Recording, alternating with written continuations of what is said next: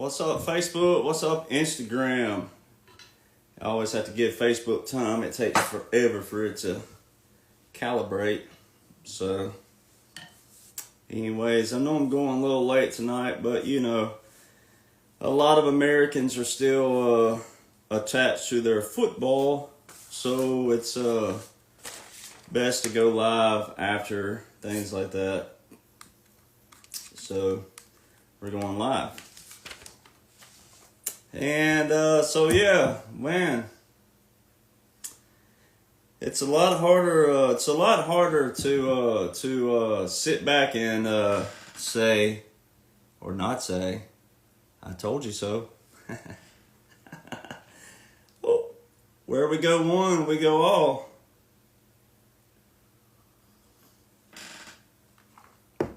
I remember a couple years ago, all these podcasts I was going on were saying, "Oh, we got to show compassion.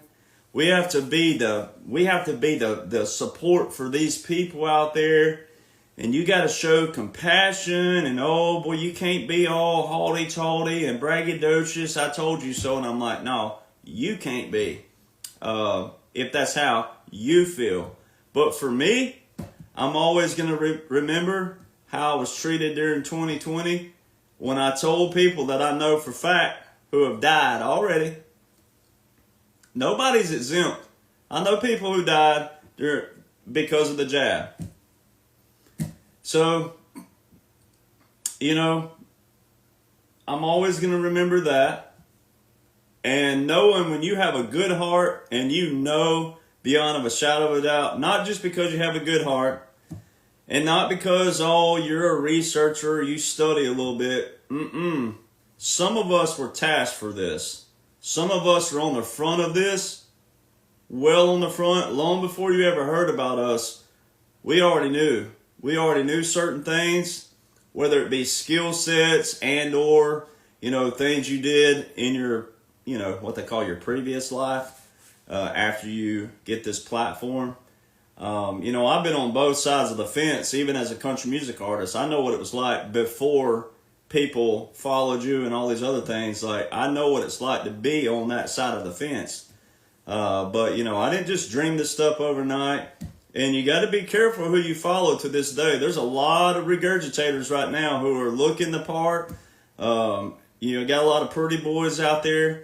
You got some dudes that are all muscled up. Now they're trying to act like they knew the whole time. You got to be careful, ladies and gentlemen. This is the vulnerable time for real. This is where it's really vulnerable, because a lot of you have seen that some of us knew. But now a lot of them are going to start blending in. So I'm going to remind you of a quote by Mark Twain. It says, "In the beginning of change, the patriot is scarce." All right. I'm going to read it. I'm going to read it word for word. Mark Twain. In the beginning, I've got it in my books, but I'm going to read it word for word because I always paraphrase it. "In the beginning of change, the patriot is a scarce man, and brave, and hated, and scorned.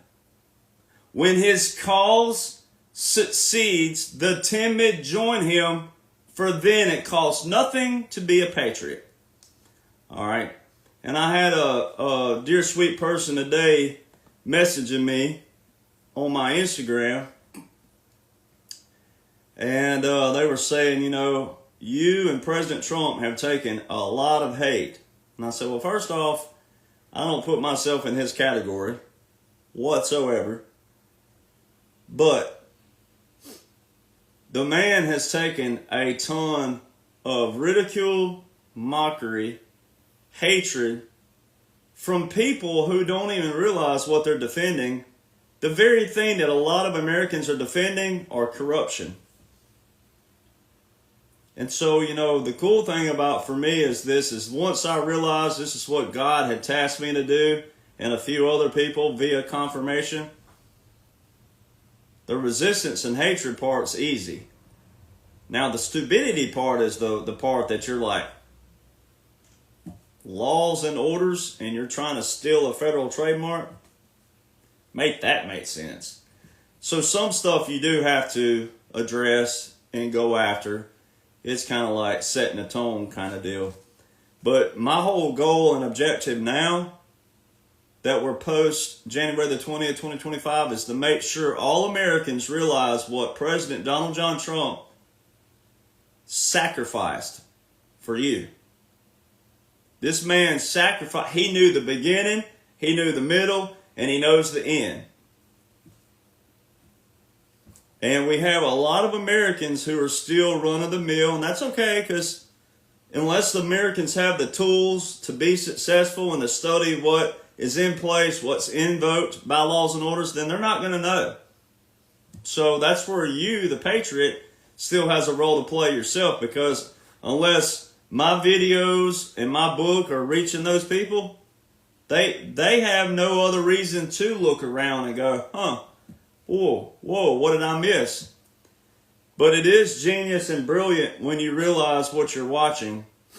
And I made a few notes just for this week, what you witnessed from Monday to present day. That is validation. All it is a salute of validity. It validates my book, A Million Ways to Toss Him Back, and you can have all the regurgitators in the world, but there's only one book that explains that right there, 45-47. That's a special operation, all of it. We're not done just because we're past the dash portion. We're not done. This is an operation. Whole thing's an operation. And it's unfortunate that some people just don't want to believe that. And then we got a lot of patriots who are probably sitting in their lazy boy recliners right now going, oh, finally, President Trump's back. You can't have that attitude either. That's what got us here. That's what got us in this, needing this kind of operation. Now, another thing I was explaining to an acquaintance earlier is how they couldn't dump all this out on the American people at one time. There were so many things that needed cleaned out that, one, it wasn't going to take 4 years, 8 years. It was going to require a lot of years.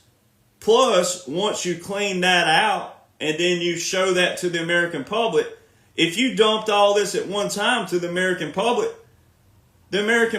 one, have never heard of most of this stuff. Two, would they believe that it was real or not, even when you have substantial evidence that it was most certainly real? Three, when they clean it out, you present the evidence. How many people are going to appreciate that from the true factor of appreciation? Some of you would, no doubt. But would the majority of Americans, no matter what side of the aisle they were on before or after, would they appreciate it from the standpoint of future respect? Not respect like these people on social media have butchered that word. I'm not talking about that. I'm talking about, would you respect it to where you would pick up your slack wherever you've been slacking in your life? Where would you pick up? Would you pick up the slack? And would you start holding your congressmen and women, your local councilmen, etc.? Would you hold them responsible? The accountability and responsibility. Would you even know how to do that? Some of you would. But a lot of people wouldn't. People would go right back to the lazy boy, kick it back, go, woo, I'm so glad there are people like President Trump and Derek Jonhson and so-and-so and so-and-so that they want to do this. Woo, I don't know how they do it. We have too many of those in our nation. That is what got us in this spot. All right. I don't have to preach anymore, because most of you following me are, you're awesome followers, you're awesome patriots. Even if you struggle, doesn't matter. The ones that I have on my pages are trying. Now over here on Instagram, let me address Instagram really quick. A lot of you on Instagram that follow me, I don't post on Instagram. I do these videos, but I don't put up posts on Instagram. So a lot of you are not getting a lot of my material because you don't follow my other social media. All right, that's a big issue. I've tried. The only thing I had left over from my music career was Instagram that didn't get deleted. Facebook deleted my first profile I ever had because it was 17 years old. Go figure. All right, 17-year-old profile, they deleted it. All right. TikTok's deleted me, I don't know how many times. I haven't even tried to remake a new TikTok because I really don't care, to be honest with you. I don't want to be on social media that bad. It's like people who have Rolexes. I don't have a Rolex at all. I have like cheap watches because I don't want to tell time that bad. All right, that's what I tell people. People say, it's a cheap watch. I'm like, I don't want to tell time that bad, so I don't really care, you know. So little things like that. So my social media, Instagram, you got to go find all my social media links. So LINK, Linktree, LINKTR.ee/1776nation. So all my accounts will pull up. I still have my TikTok attached to that, the last one they deleted, because there's so many fake accounts out there. I mean, there are. If I can make a dime for every fake account that's out there with my name and image and likeness and brand, I'd have a lot of dimes. I'd have a march of dimes. So, you got to find the right pages, the correct pages. I don't talk about QFS in your wallet, nothing like that. So anybody who messaged you about that, it's not me. All right. So, Monday. Woo! Can you believe that you're almost a week past the day that you were waiting for? Look how fast that went by. Look how fast November the 5th went by. Think how long it's been since Christmas. Boy, when you're over 40 years old, how quick does time go by? Oh, it goes by quick, don't it? I mean, when I was a kid, I used to think it would take forever to get to Christmas. I remember my mama always saying, just wait till Christmas. It's right around the corner. And I done figured out how long a corner was. I'm like, this corner is a pretty long time period. Can we not work with corners? Can we work with something different? Because the corner is too. Every time you say corner, that means a long time off. All right. So look how fast November the 5th went by for Patriots. Look how fast Christmas went by. And look how fast this week has gone by. And look at all of what President Trump has done in 1 week's time. Now, that is my subject tonight. I'm still harping on, once again, this is a full-blown operation. And I'm going to tell you a quick story because I want to honor the Marine Corps again because they've been tasked on something they're doing right now. And I've got a friend that texts me just about every day who's Marine Corps, and her daughter just completed Marine Corps basic training not too long ago. So congrats on that. Hoorah, I'll give you all hoorah, even though I'm a hooah, but I'll give you an hoorah out there. But so this is why I tell people, look, if you got a calling, follow God first. Follow God first. Now, I know a lot of people say that with their mouth a lot of times, but you can tell the difference most of the time. Because if you have God in your life the right way, then you're going to be able to see God in other people's lives the right way. And then your discernment will kick in. But if you don't have God the right way, you're not going to be able to see if someone else has God the right way. That's how that works. All right. So, before I went viral in June 2022, I went viral August 24, 2022, in a pickup truck, old Ford pickup truck, middle of nowhere.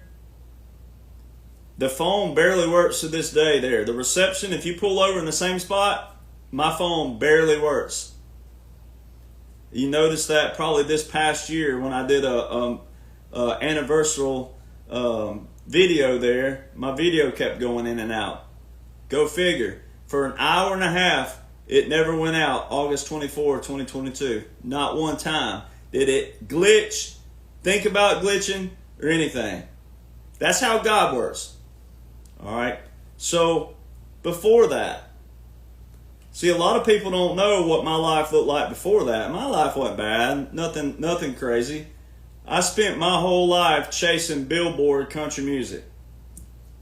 And Billboard was a big deal first off, from the 50s, 60s, 70s, 80s, 90s. Billboard in the early 2000s, like if you were in the top 40 on Billboard and you had a hit song, You had a lifelong career, even with just a couple of songs. When I had my 2 Billboard hits, country music fans are the most controlled people on the planet. They're worse than politics. And they don't want to hear it, but they are. But when I finally had my 2 billboards, Billboard don't mean a thing to fans out there. All they care about is social media and what social media tells them via the record labels, the major labels that tell them what to like. All right. So naturally, here I was. I spent my whole life. My grandfather was boarding mates. They called them boarding mates back in the 40s, but roommates today. With Hank Williams Sr., he played on the same circuits with Red Foley and Hank Lachlan, all those guys back in the 40s and the 50s, Bob Wills, etc. You know, and I grew up a connoisseur of songwriting, the producers, the backside that no one really knew about, not anyone really studied a whole lot. And I mean, I really hit this real hard spot in my life because country music fans anytime you try to send them a message about, hey, go check this song out, I've never heard of you before. Well, that's the whole point, you idiot. All right, so I encountered that a lot. So you start building up. You get animosity and all kinds of other things because you're like, what in the world? Major record labels. I've been in and out of major record label meetings way back. Then I connected all the dots. And all the dots were aligning to going, oh my God, I've wasted my whole life on a rigged system. Rigged and very, very political, but very, very corrupt. And so I started doing what some people do. A lot of you have been there in your life before where you do the inner search. Okay, God, what now? What now?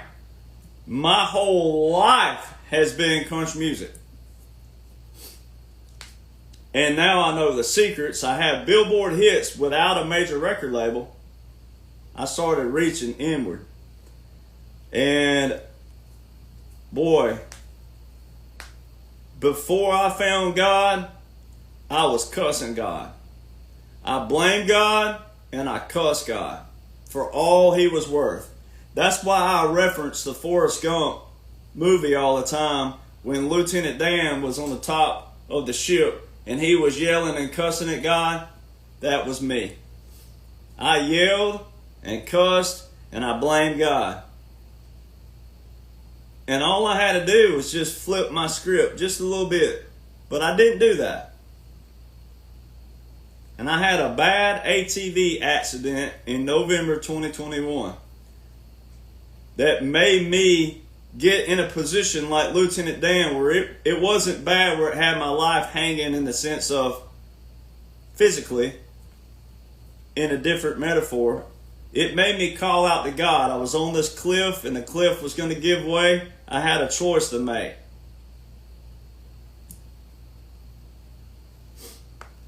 I had to call out to God. That's how God works. Now, I hope you never have to experience that in your life where you need to call out to God that way. But it's what worked for me. I had to call out to God. And from November the 8th, when I became a Christian, by definition, still not perfect, but when I flipped my script and I started putting wholesome things in my life like reading, studying, and not worrying about what social media did and who was following me and that kind of stuff. When I put away all the stuff, the social media, and when I quit worrying about who was following me, and I started reading my Bible daily for the right reasons, putting it right here for the right reasons, when I started that, I already had the documents written. That's what's crazy about all that stuff was already written.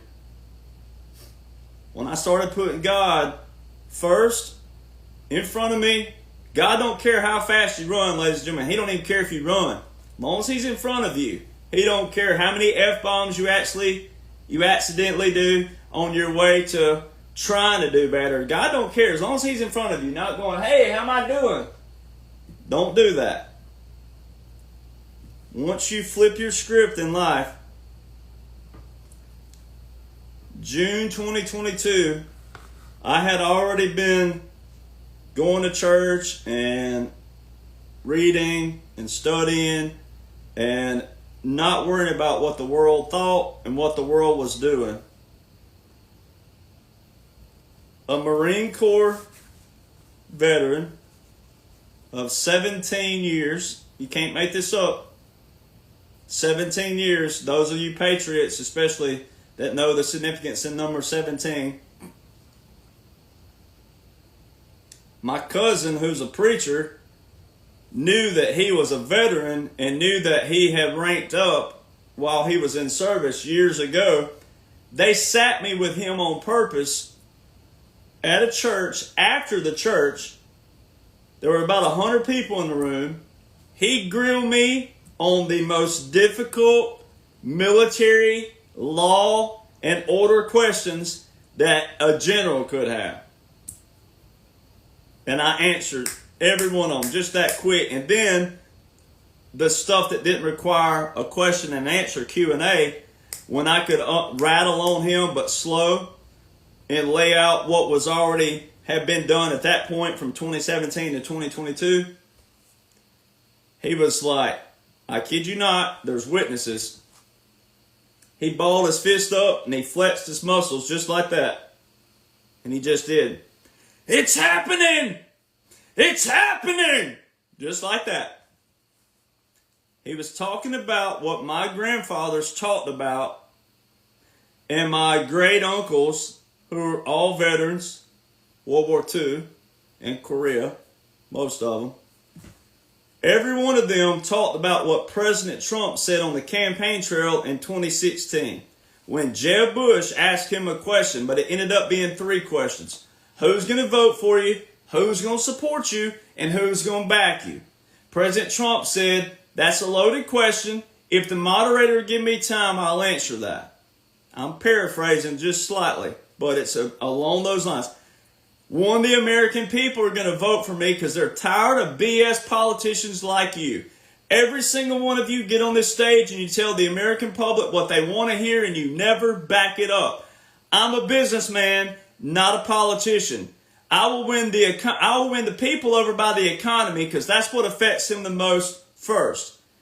2, we're never going to voice to the public what goes on with our military ever again.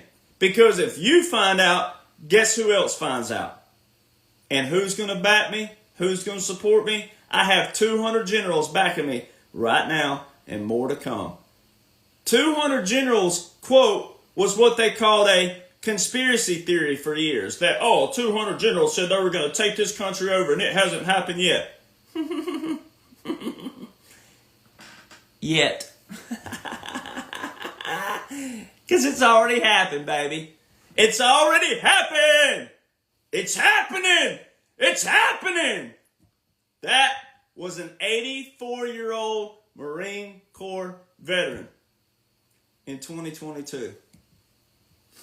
And he told me that night, son, I want you to put me on your documents. Because at that time, no one knew about me. I had maybe 10 people signed up on Google Drive where you can add someone to like the Google Drive and they could read it. They could access it. You give them either access or editor or comment, view, like that. I added him. 2 weeks later, I was sitting with him again at the same place. All right, and what's cool about this is really cool. You can't make this stuff up. My 7th great-grandfather, 7, founded, named, and discovered Beulah Battery, Alabama. Beulah Battery is what it looks like on, but we pronounce it Beulah Battery. Beulah Battery, though. Watch Forrest Gump. Where is Bubba Gump Shrimp Company based out of? Beulah Battery, Alabama is what they pronounce it on the movie, but it's actually Beulah Battery. My 7th great-grandfather founded, named, and discovered Beulah Battery. That's where we were sitting both nights when he said it's happening. So there's your Forrest Gump. top of the ship.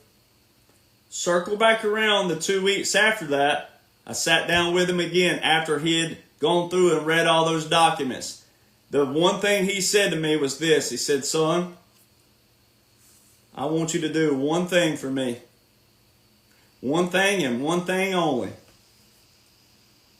He said, son, you have everything you need.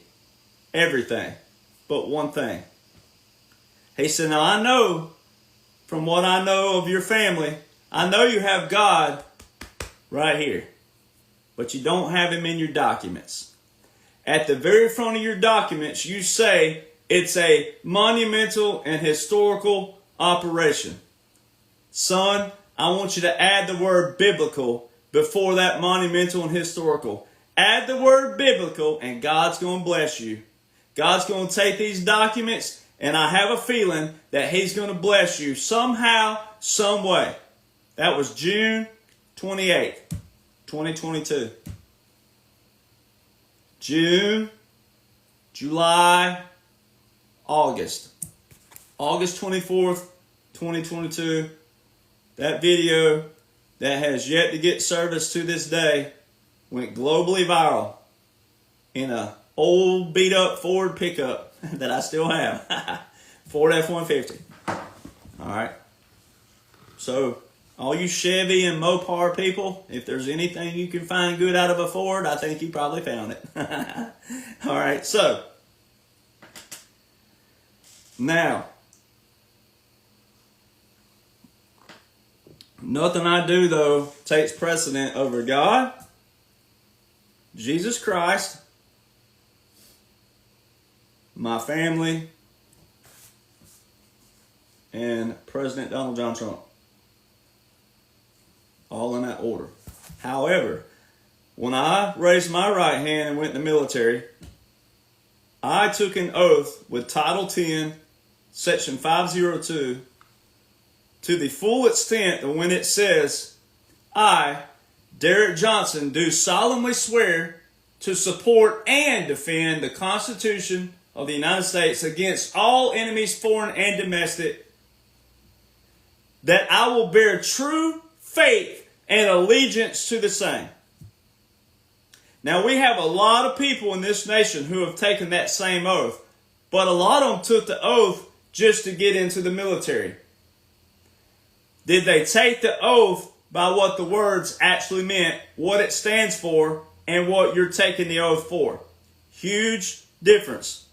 Very huge.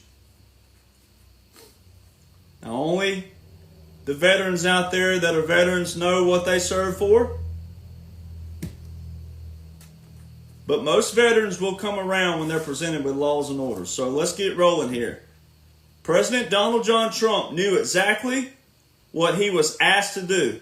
And he told every single one of you on Monday at the Capital One Arena, you have to listen to the man. I tell everybody all the time, you cannot support this man wholeheartedly and truly if you don't listen to him. You cannot support him if you don't listen to him.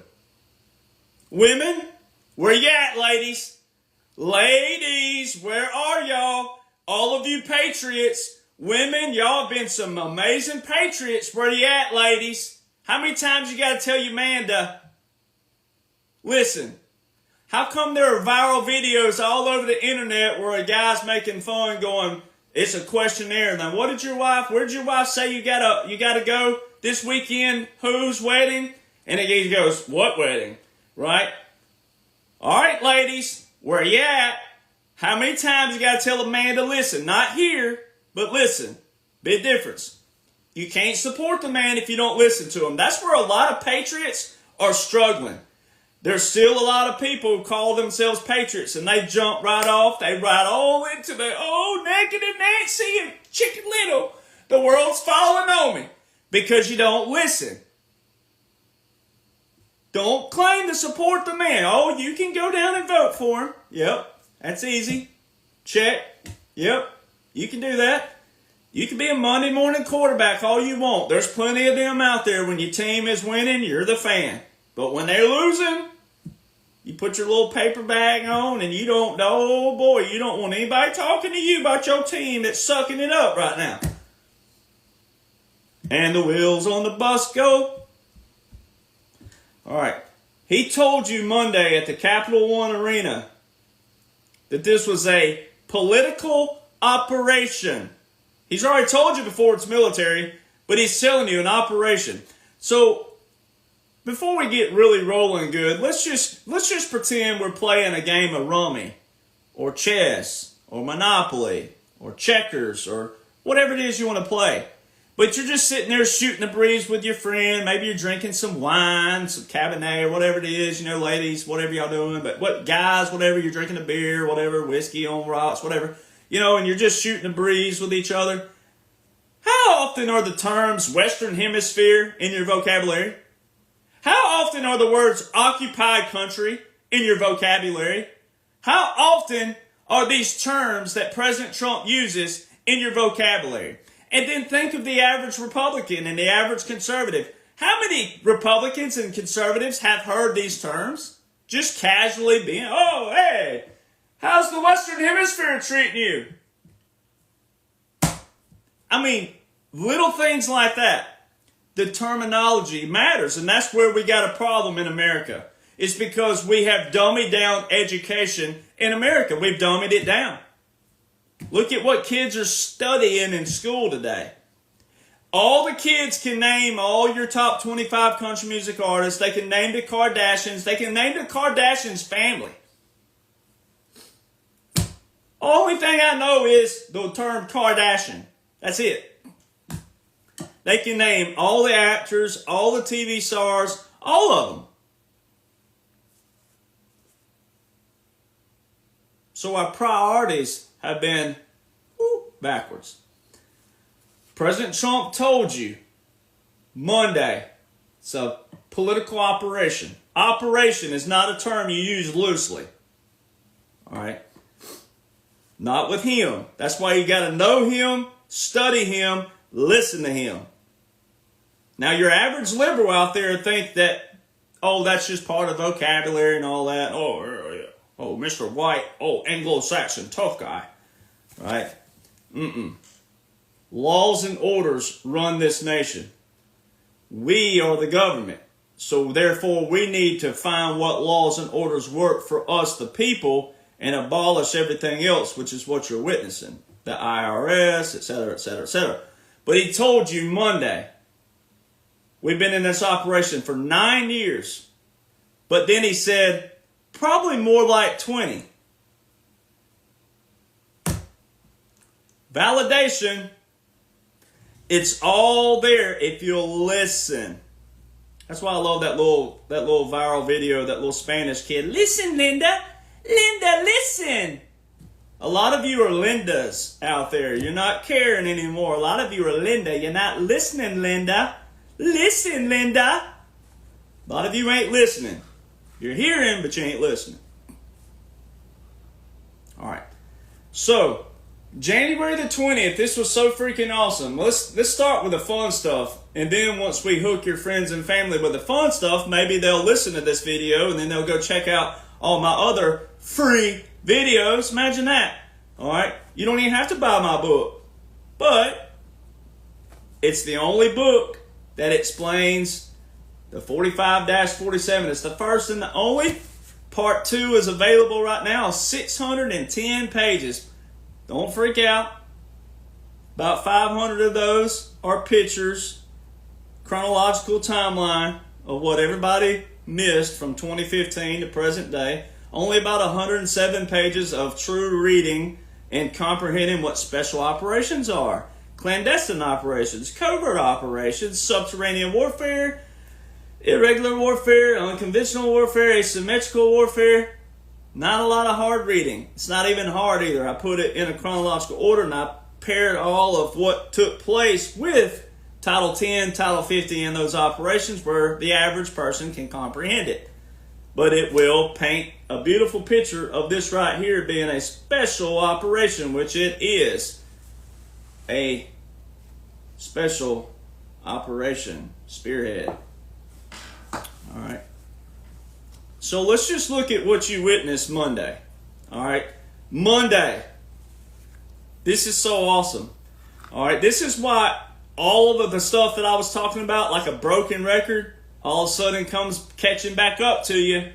A lot of you know it, but a lot of your friends and family looked at you and told you you were crazy for pointing out military customs and military regulations. Now, there's one thing I will never apologize for, is when someone disgraces the military just because, your daddy or your mama or your cousin or your son or your daughter serves. If they don't know military law, military orders, military regulations, military customs, military traditions, then what the hell are they serving for? You just can't, I don't even know how to describe that.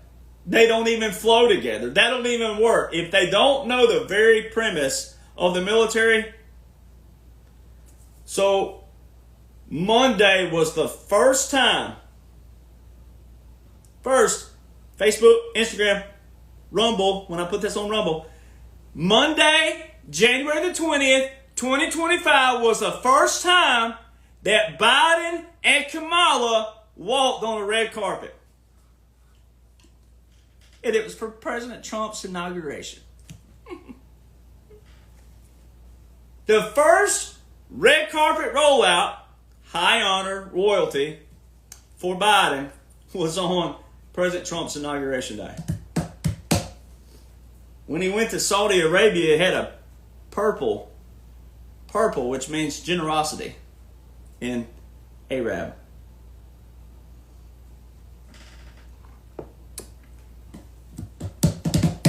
But that wasn't him either. So, that's the hardest part, is explaining to people is what they witnessed in the past 4 years. But it's because you don't know what took place in President Trump's first 4 visual years. All right. Now, remember what put me on the map? What put me really, really hard on the map in my viral video was explaining how on January the 20th, 2021, Biden received a funeral service. But it wasn't just for Biden, it was for the monarchy. All right, when you realize what's all taking place with the world, then you'll realize that the monarchy has been dissolved. All right, the corporation, that's what they're doing, is dissolving the corporation. It takes time, though. Let it all play out. All right, so the cannon salutes.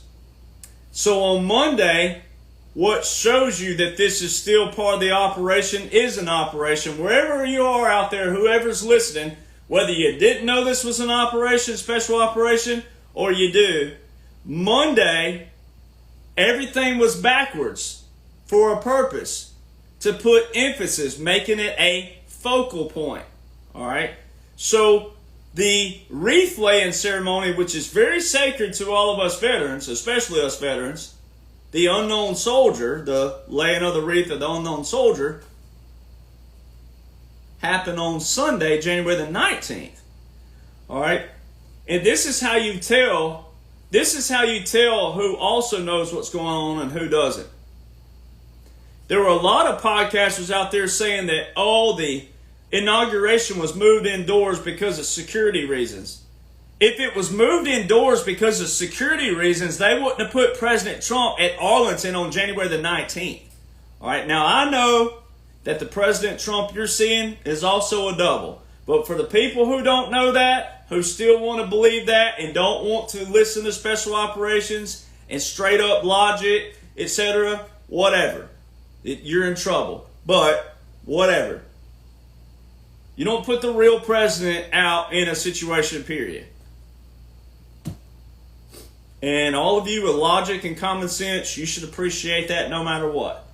All right? Because it don't matter at the end of the day. We have crazy idiots still in this nation who don't even identify as a terrorist. We just have some crazy people, loose screws, who can lose their mind just a snap of the finger. They don't have to be a designated terrorist to be crazy.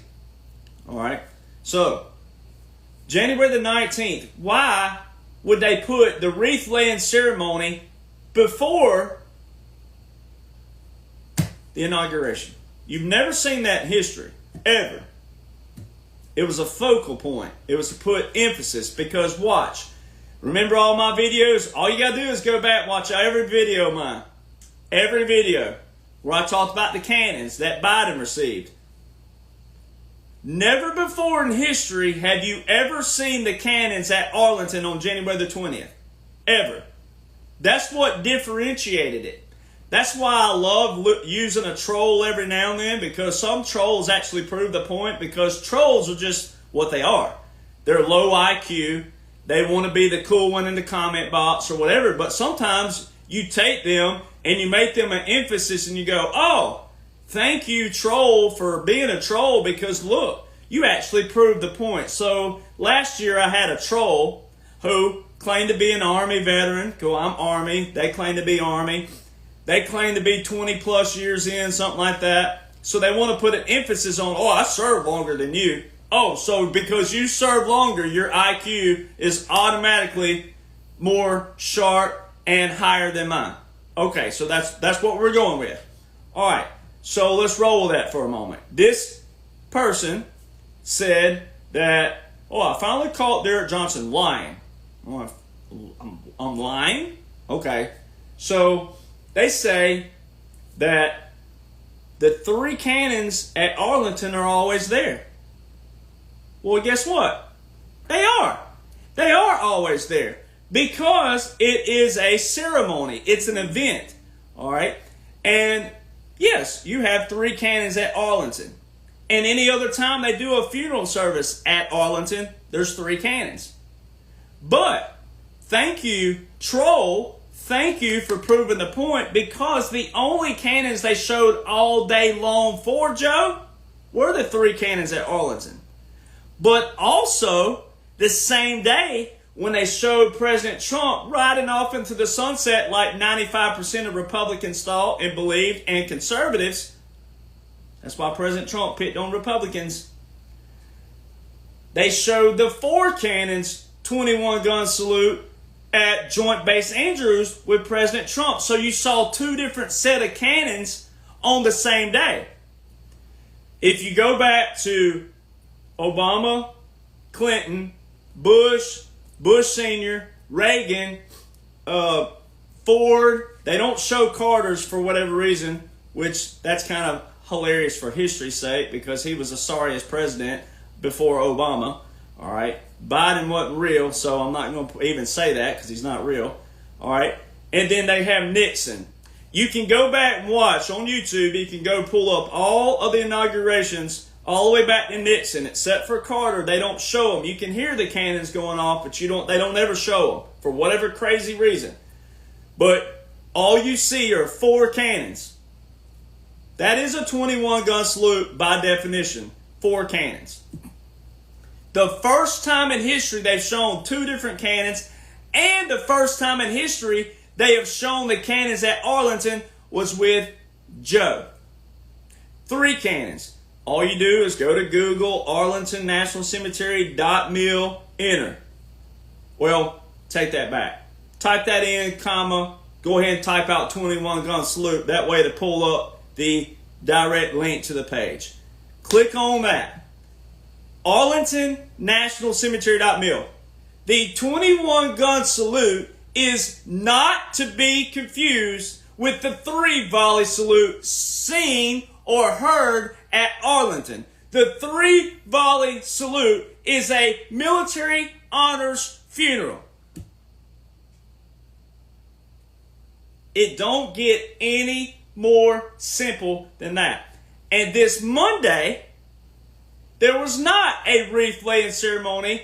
After the president swears in and does that, then they swear in and he does the review of the troops, and then he walks out, gets in the beast, and rides over to Arlington National Cemetery. No, that was done on Sunday, and it brings a focal point to you for one reason.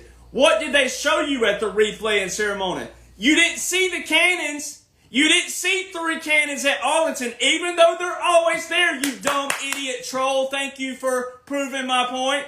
See how this is why that old saying, if you have nothing nice to say, you probably want to keep your freaking mouth shut, right?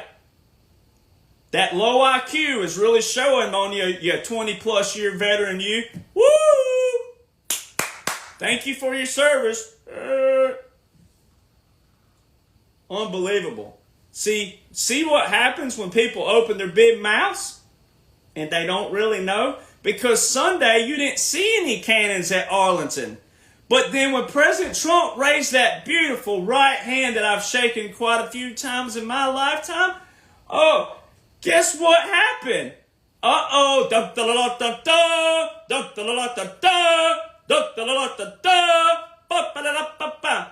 Four ruffles, what they call ruffles and flourishes, four of those, and then immediately Hail to the Chief plays, and as soon, all of you musicians out there, all of you music teachers, all of you music people that love music, on the very first note of Hail to the Chief, guess what kicks off? Boom! And what does the camera do? Because they weren't outside, the camera has to go over to the cannons that were outside. What do you freaking see Monday, January the 20th, 2025, after 12:01 p.m. Eastern Standard Time, the 20th Amendment, by definition, what do you see? 4 cannons, 21 rounds. So when people say, I can't listen to Derek Jonhson when he raises his voice, I'm sure there's some Karen in the comment box on Facebook saying that. Bye. I have a thing called a personality. I have a thing called passion.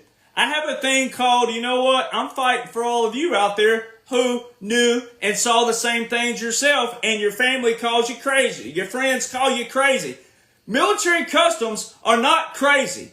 Military laws, military orders, military regulations, military customs, military traditions are not conspiracy theories. So anybody who says that again, you need something shoved so far up your you-know-what, and you need to sit on it and twist on it until it breaks off in you. All right? That's where we take offense as veterans who know what's going on, because the wreath laying ceremony is the unknown soldier. We honor an unknown name because of the sacrifice they made for you to say some stupid ass crap like that. Why do we even have the military if we're not going to have orders, laws, customs, traditions, regulations? Why do we have anything if we're not going to go by that? So that's how dumb and ignorant and low IQ people look when they want to argue simple things like that. And then it's also ignorant to sit and act like I'm not supposed to have a personality and be passionate about the very thing that you sign up for, you take an oath for. Because it all played out right in front of you. All played out right in front of you. And for those of you out there that's still struggling with your friends and your family, this is why I talk like this. These are the things we got to get right. We have to get it right. It's not about being right, but it's about getting it right. We have to get the basic, simple education solved. And when we have people who will argue with a point blank right here on paper, we got problems. So President Trump swears in at 12:01. It had just turned 12:02. But every president in history swore in anywhere from 12:01 to 12:05 p.m. Eastern Standard Time. So it doesn't really matter that it's not on 12:01. So don't take that to whatever. It's always 12:01 to 12:05 is when they've timed it perfect. 20th Amendment. Guess when Biden swore in? 11:47 a.m. Eastern Standard Time. Violation of the 20th. Even though that was all a play, not real, the last 4 years has been an operation. The Bible. Everybody freaked out over the Bible. Oh, President Trump's hands not on the Bible. What is up? Oh, God, New World Order. All this stuff. You should have been slapped 10 ways to Tulsa and back because you're not paying attention. The first time since JFK with the debate there wasn't an audience was way back in the 60s with JFK. What part of we're resetting everything, what part of President Trump signing an executive order to unleash all the JFK files, where have you been? Where you been? Woo! Listen, people. Commissioned officer. The commissioned officer that was present for President Trump's cannons on Monday, January 20th, 2025. Guess what it was? Commissioned officer. Guess what the headband was? I spy baby blue. It didn't sound anything like George Strait's Baby Blue, but I spy baby blue. The insignia on the headbands consistent with January the 20th, 2017 when those two military officers walked down behind President Trump. All those officers behind him, but there were two right there, January the 20th, 2017. Baby blue and gold, black and gold. Black and gold, Judge Advocate Generals.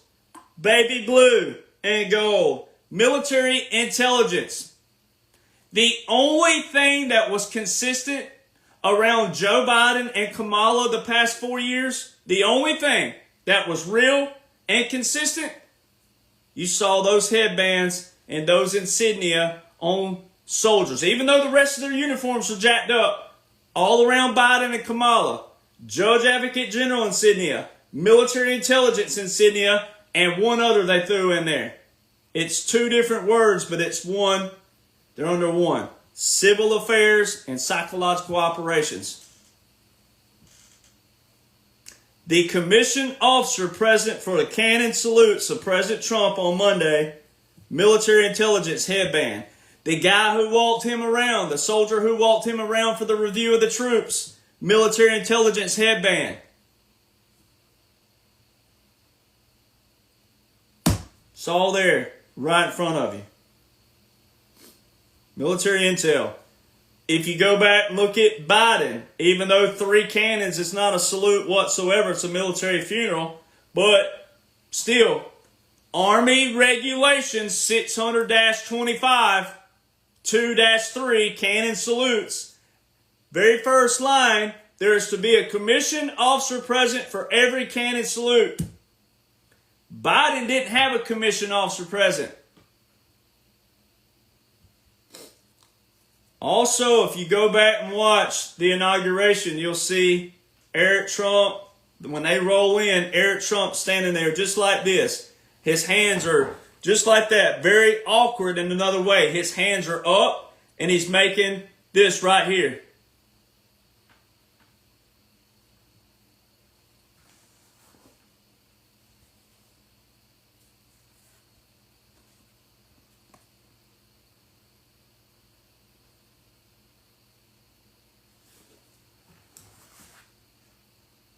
Special operations. Immediately after 12:01 p.m., whitehouse.gov, boop, changed just like that. America's back. President Trump with that grin on his face like I got. America's back. Whitehouse.gov, all of a sudden, boop. Everything that Biden has done, quote unquote, when you go to the link to find it, it's not there anymore. Now, the executive orders that they made Biden do on the federalregister.gov, those are important for a reason. And we're going to get to that in a minute. All right. Then you saw President Trump board Air Force One, and it's what they call a VC-25. All right. Anytime the president is on any aircraft that's called Air Force One, it's supposed to fly with a call sign, though, of SAM. Anytime the president's somewhere, that's a presidential call sign, SAM, Special Air Mission. All right. President Trump didn't have Special Air Mission on Air Force One, flying to North Carolina and flying to California. But what differentiates that, hang tight. See, because most people out there, the negative Nancys and the Debbie Downers and all the others, the turd Teresas, all right, all of them out there would go straight to, oh, well, Biden didn't follow the Sam call sign and President Trump didn't follow, they must not follow the Sam call sign anymore. No, because you weren't paying attention if you thought that. Here's what happened. No time that they showed Biden anywhere. For the people that thinks he's real, he isn't. He was never president by laws and orders, by an operation. History's going to tell it.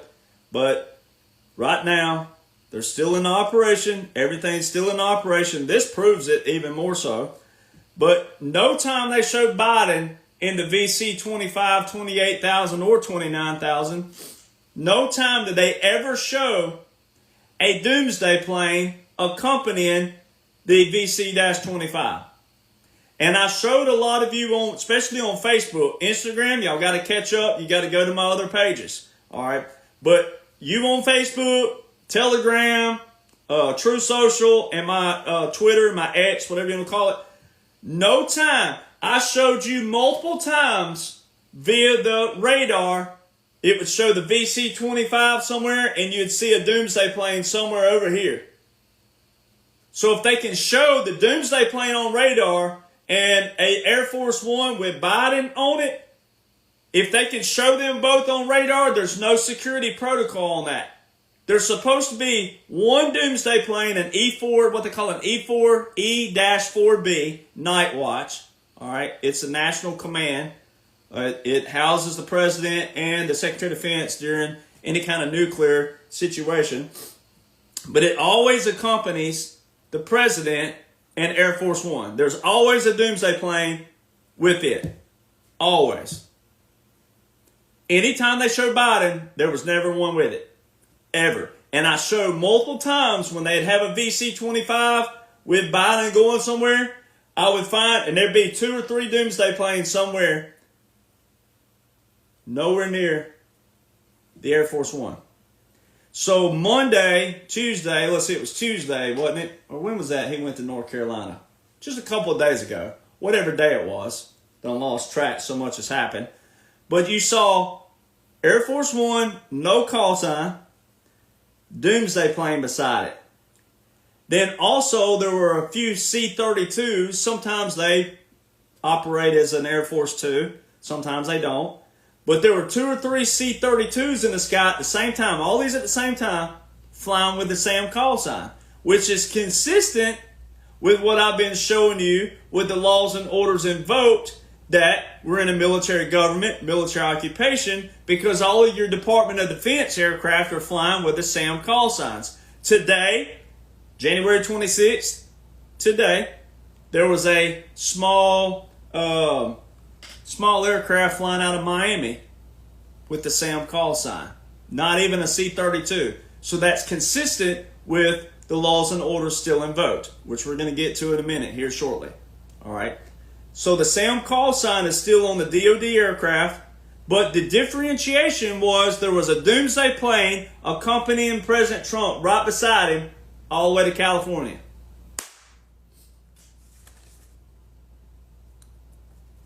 Now, let's get to some press conferences. I don't have a lot of notes tonight, so this will be good for y'all, right? California press conference. This shows you the military operation still in place. I've been telling you over and over, this is not going to end right here from the standpoint of we're going back to the same bullcrap we had before all of this. It's not going to be that, but you still have to look at this ball cap like that. You got to put a parameter around that. This is a whole operation, this whole thing. 45-47, all of it's an operation. There's one way to prove it, wholeheartedly prove it, that you just can't argue. One are the cannons. So there's a few different ways actually. But I was showing this to someone earlier and I told them it's better to explain this live than it is to text it. The White House Military Office. I said, first off, Google White House Military Office and read what the WHMO does. The White House Military Office handles all of your Air Force One travel by the President and your Marine One, the helicopter, travel by the President, and then also the hospitality by the President when he's traveling. That's what the White House Military Office does. All right, and they do a few other things, but that's your main core, your visuals of what y'all thought you saw Biden doing. The people thinks he's real and was real. He's not. All right, but the White House Military Office are your Air Force One operations and your Marine One operations. So, bingo. When you go to Google, I don't like calling him Trump because I honor him. He is always going to be Commander-in-Chief Trump to me, wartime President Trump, Supreme Commander Trump. But for sake of, type in Trump, White House, Military Office, Archives.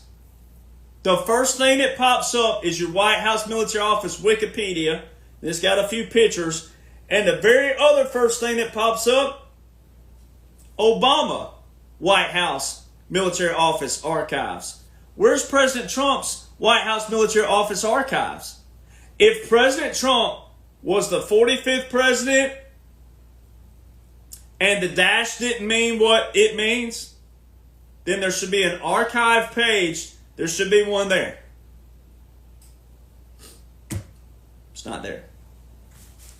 Should have been one. Wasn't one there. That proves alone. That one little thing proves alone. Amongst all the other things that I talk about. So the Army. So in California, we'll go to the California. So he's in California at this press conference. All right. A couple of weeks ago, whenever the fire broke out in California, about a day later, they said that the Navy were running missions in that. Ladies and gentlemen, this is why this matters. This is why military law matters, military orders, military regulations, military customs. But specifically this time around, military laws and orders. Anytime your irregular armed forces are involved, that requires Title 10, which is presidential authority. Title 10 is presidential. Title 50, Secretary of Defense, Department of Defense. It's really that simple. The Navy flying missions in California meant Title 10 was invoked. The only Title 10 orders in place to this day, the only Title 10 orders to federalize the National Guard to active duty and also bring in the regular armed forces, which are your regular Army, Marine Corps, Navy, Air Force, Coast Guard, and also your Space Force. The only orders in place, March 27, 2020, Executive Order 13912, Title 10, Section 12302 invoked, and Executive Order 13919, April 30th, 2020. Title 10, Section 12304 invoked. Those are only Title 10s that have been invoked. And President Trump in California in the press conference said we're going to get the Army Corps of Engineers involved. Army Corps of Engineers, Title 10. President Trump don't even have to issue a new executive order invoking Title 10 because it's already been invoked. The new executive orders that he put into place on Monday, he ain't got to because they've already been invoked. It's already invoked in 2020. And that's why community notes on X, old school Twitter, it's dangerous. They're just like fact checkers. Those are lazy individual people. I put a post up a couple weeks ago. Community notes, these expired. They didn't expire. That's the wrong terminology. Executive orders don't expire. The only way an executive order goes away is by the Congress, if the Congress deems that order unconstitutional, or a president writes a new order for it that revokes it. That's how they go away. But they're forever archived. They're forever there for you to see. Even revocations. They're still there for you to see, where you can see what was revoked. All right. President Trump said in the conference, too, the press conference, he said, everybody I've talked to, talking about the people who lost their homes, he said everybody, and he put an emphasis on everyone. He said it two different ways, two or three. He said, everyone I've talked to said they're rebuilding back right here. Now that sounds like people who were told that we're about to have something take place here. We're going to need you to evacuate. He said, and also we're going to supply them where they can build back bigger and better. Weird. Who knew you could lose a shack and build a mansion after that? Who knew? Special operations. Don't even have to cough. Don't even have to cough that it's special operations. It's special operations. It's all outlined in laws and orders. And what Americans do is let their feelings get in the way and their emotions get in the way and tragedy and all this other stuff when they weren't even there. And they said that people died. How can you say this? Because you're still following mainstream media, what they tell you. Versus looking at what's in place and looking at all of the other great things that's taking place. And then you'll see that all of the other great things that's taking place, the decentralization of the banks, the global alliances, all these CEOs stepping down, all these CEOs getting fired, all these different people, all these congressmen and women disappearing, all these people, the swamp disappearing, the swamp being drained. When you see all of that, and then you go back to what little thing they told you, because they knew there's still normies having to watch TV. There's still normies out there because they're either refusing to listen to someone like me or you, or they just ain't found me or you yet. President Trump told everybody at Waco, Texas in 2023, we're going to tear down lots of bad and ugly buildings. We're going to build back freedom cities. Everyone's going to participate. We're going to tear down and get rid of ugly buildings. He didn't tell what kind of buildings. There goes those words again that people struggle with, terminology, like the word vaccine. All right, everybody freaks out when they hear the word vaccine. A vaccine is like the word automobile. It don't tell you who's the manufacturer. It don't tell you what brand it is or anything. It's just a big word for it. This is a cowboy hat. It don't tell you what brand it is. This is a buckle. It don't tell you what brand and company it is. This is a hoodie. It don't tell you what brand and company it is. All right? We'll hide it real quick. People struggle with the most simplest things. In North Carolina, before he went to California, he said, we're headed to California. I don't think we've seen anything quite like it. It's pretty bad. It's probably one of the worst things that we've seen ever. Looks like something hit it. But we won't say what that is. Oh, I thought, yes, sir. I thought it was just a wildfire. California has wildfires. Alabama, Mississippi, Florida have hurricanes. Tit for tat, right? Yeah, they're natural disasters. Tell me again, sir, what you just said. Looks like something hit it. You mean it wasn't just a wildfire like Colorado and California always have these wildfires? You tell me something hit it? What hit it, sir? I mean, that's the stuff that gets me. And I sat back today and I said, no, how can I do a podcast where I'm not sounding like I'm talking down to everybody? And I'm like, I can't. Because majority of the people out there still hear President Trump say, looks like something hit it, but we won't tell you what that was. And people will go, Derek Jonhson, you're so insensitive. You're such a pompous ass for talking like this. People are dying, Derek Jonhson. President Trump tells you millions of people have died in Ukraine and Russia. Where are the photos? Where? Where are they? See, they're testing out people who are still watching mainstream media to see where your IQ and where your level is. Have you ever thought that you're the guinea pig and you're the one that they're taking the test from, what you're still paying attention to and what you're believing? Because you're going to suck in the AI world. I'm going to tell you right now. Those of you who cannot grasp simplicity of laws and orders invoked and things you can actually look at here and then look at there, if you're still just going by hearsay, you're going to be disastrous in the AI world. You don't need to get on the internet and look at videos they're putting out.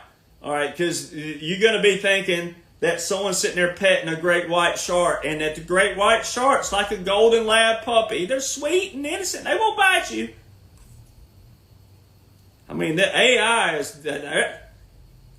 There's some AI videos that get me. One got me the other night. It was someone who was skydiving and they didn't pull their chute in time and it looked real.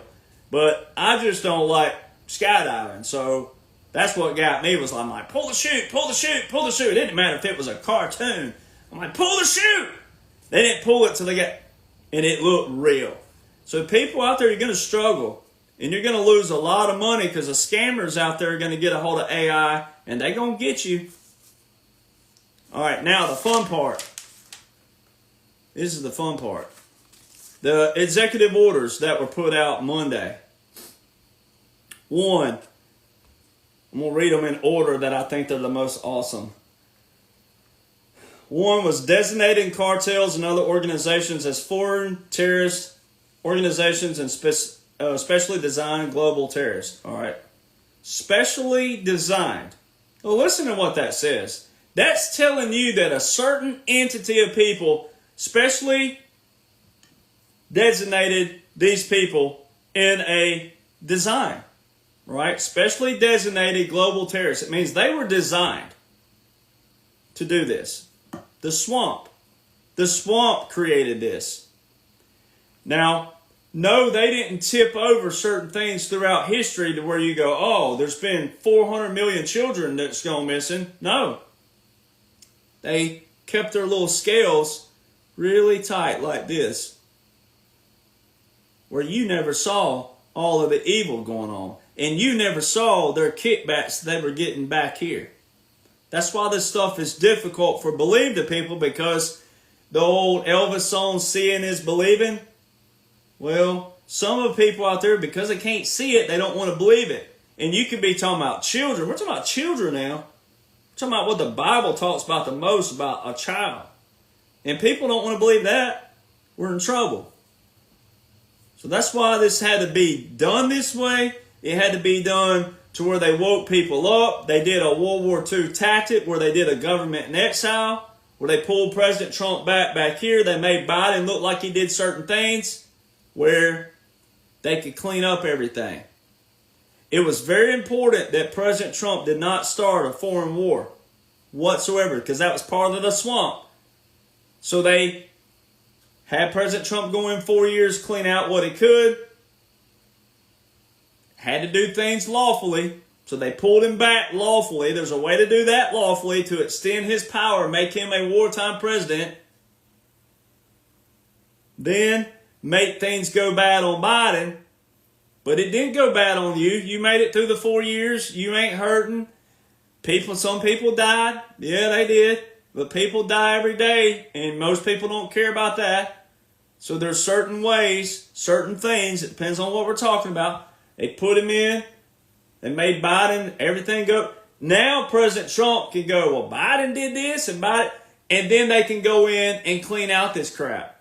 And when it's cleaned out completely, when the swamp is completely drained, and I do this that way for a reason, when everything is clean, and then they reveal all this for history's sake, justice and history's sake, nobody's going to be able to point a finger, but also all of these people who took up for all these corrupt politicians, they better be hitting some holes. That's all I can say.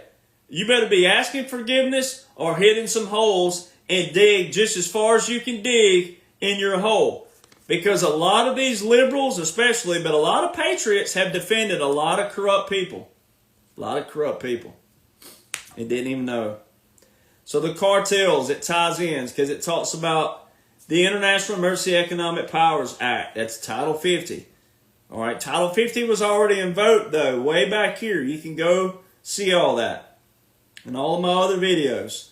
All right. This also ties in, though, to the transnational crime and the trafficking, Executive Order 13773 by President Trump. All right.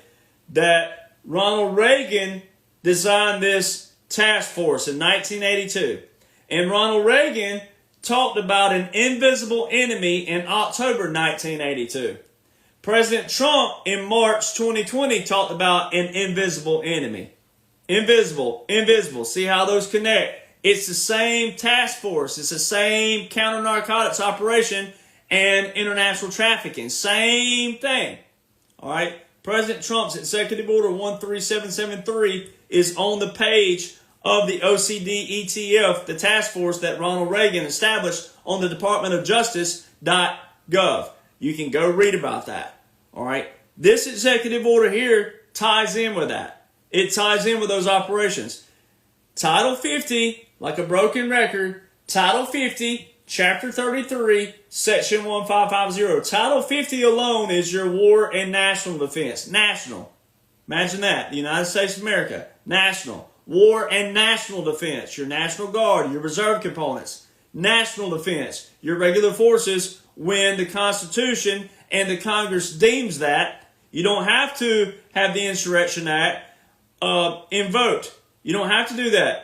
In the Joint Operations 3-57, civil and military operations, when Title 10 needs to be used, it has to be done by Congress or the Constitution. Guess what Title 50, Chapter 33, Section 1550 is? The Congress. That's the last amended section to the War Powers Act. So Title 50 is your War and National Defense. Chapter 33 of Title 50 is your War Powers Act. That's why that order is so important. That's why that is so important. I talk about it just about every podcast. It's so important. December the 20th, 2019 is when it was put in there. Then it has a clause with it. It says every 180, the first 180 days and every 180 days after December the 20th, 2019. Guess what happened in the first 180 days? Those executive orders that invoked, federalized the reserve components to active duty. Then you had Southern Command. Southern Command, Special Operations, Southern Command launched a counter-narcotics operation with 22 joint partners for counter-narcotics. That ties in with the trafficking, the Transnational Crimes Executive Order 13773, that ties in with these. Because of cartels and what all their operations are. They all tie in. All right. Now, we'll exit out of that one. Declaring a national emergency at the southern border of the United States. See, people hear that and they go, well, why did he just now declare a national emergency this week in 2025? If, and then, you know, the if follows. Doesn't matter. President Trump, if President Trump was a former president, President Trump being at the border last February 29th, 2024, leap year, if President Trump was a former president, him being at the border with the governor of Texas and the adjutant general, that would have been election interference, ladies and gentlemen. Because if Biden was real and if Biden was president, President Trump being a former president, going down with the governor of Texas and the adjutant general, who's the commanding officer of all the armed forces of the state of Texas, would have been election interference all day long. President Trump was with Governor Abbott. Who'd you see at the inauguration? Who'd you see at the little speech after that? Governor Abbott. Of all people, Governor Abbott. Of all governors that were there, Governor Abbott. See, it's all an operation. And President Trump told you that day, it's a military operation. What you see here is a military operation. I said it twice. All right? That was a chain of command rank structure. First off, former presidents who were never in the military don't salute. Former presidents don't. They also don't walk in a fob, what we call a fob in the military, forward operating base. They don't walk in a fob and be at ease. Anytime a commander walks in a room for the first time of the day, a soldier yells, at ease! And he'll go, carry on. And then you can go back to doing what you're doing. He can walk in and out of there. They don't have to do that. They don't have to do that. Once they've seen that commander, they don't have to do that every time he walks in, out, in. You never get work done if he walked in, and out, and you had to stop and go, at ease! And you had to stop what you're doing. Don't work that way. When President Trump walked in that fob in Texas last year, at ease! And then they didn't go back to carry on because they weren't given the order to carry on. They were given the order, which is a known thing. It's a known thing to do because they didn't say it wasn't given an order. When they went at ease and that commander didn't carry on, to say carry on, they knew to stand there at attention. Boom! President Trump walks in. Bingo! All right? And they were all in military bearing as what they were supposed to look like. That's very key for people, especially you civilians that don't know anything about that. You can't argue with that. Now, you can be someone that don't like it, but you can't argue with it. It's a military custom. And it showed you who your commander-in-chief is. Not was. Is. All right. So, something that simple. All right. So, then you had the state of Nebraska, who sent their National Guard the week before to Texas. And then the week after, you had the state of Arkansas send their National Guard to Texas. The only person who can federalize the National Guard reserve components to active duty is the President of the United States of America. That's Title 10. Sections 12301, 12302, 12304, 12406. All right? That's the only person who can do it. The only person who had done that were those two executive orders put into place. 2020. Those are the only ones in place. That was a chain of command rank structure they showed you that day. Because of the definition of the Adjutant General. The Adjutant General reports to the state chief executive, the governor, unless, key word, unless, circle, underline, bold, red, unless the National Guard had been federalized by Title 10. The only person who's federalized National Guard to active duty, the reserve component specifically, the reserves only serve a federal mission in the first place. They don't serve a dual mission like National Guard can, state and or federal. No, reserve components only serve one mission, federal only. So that's even more important. The only person who's done that was President Donald John Trump, and you witness a rank structure that day. All right. The other most awesome order that he put into place Monday, holding former government officials accountable for election interference. I don't think I've ever said those two words before, have I? Executive Order 13848. Have I ever mentioned that before? I love this stuff. An improper disclosure of sensitive government information. Oh, specialized compartmentalized information. Oh, so that little thing they call TSSCI, top secret, specialized compartmentalized information. Oh, yeah, that stuff, the highest level of clearance. Oh, okay, all right.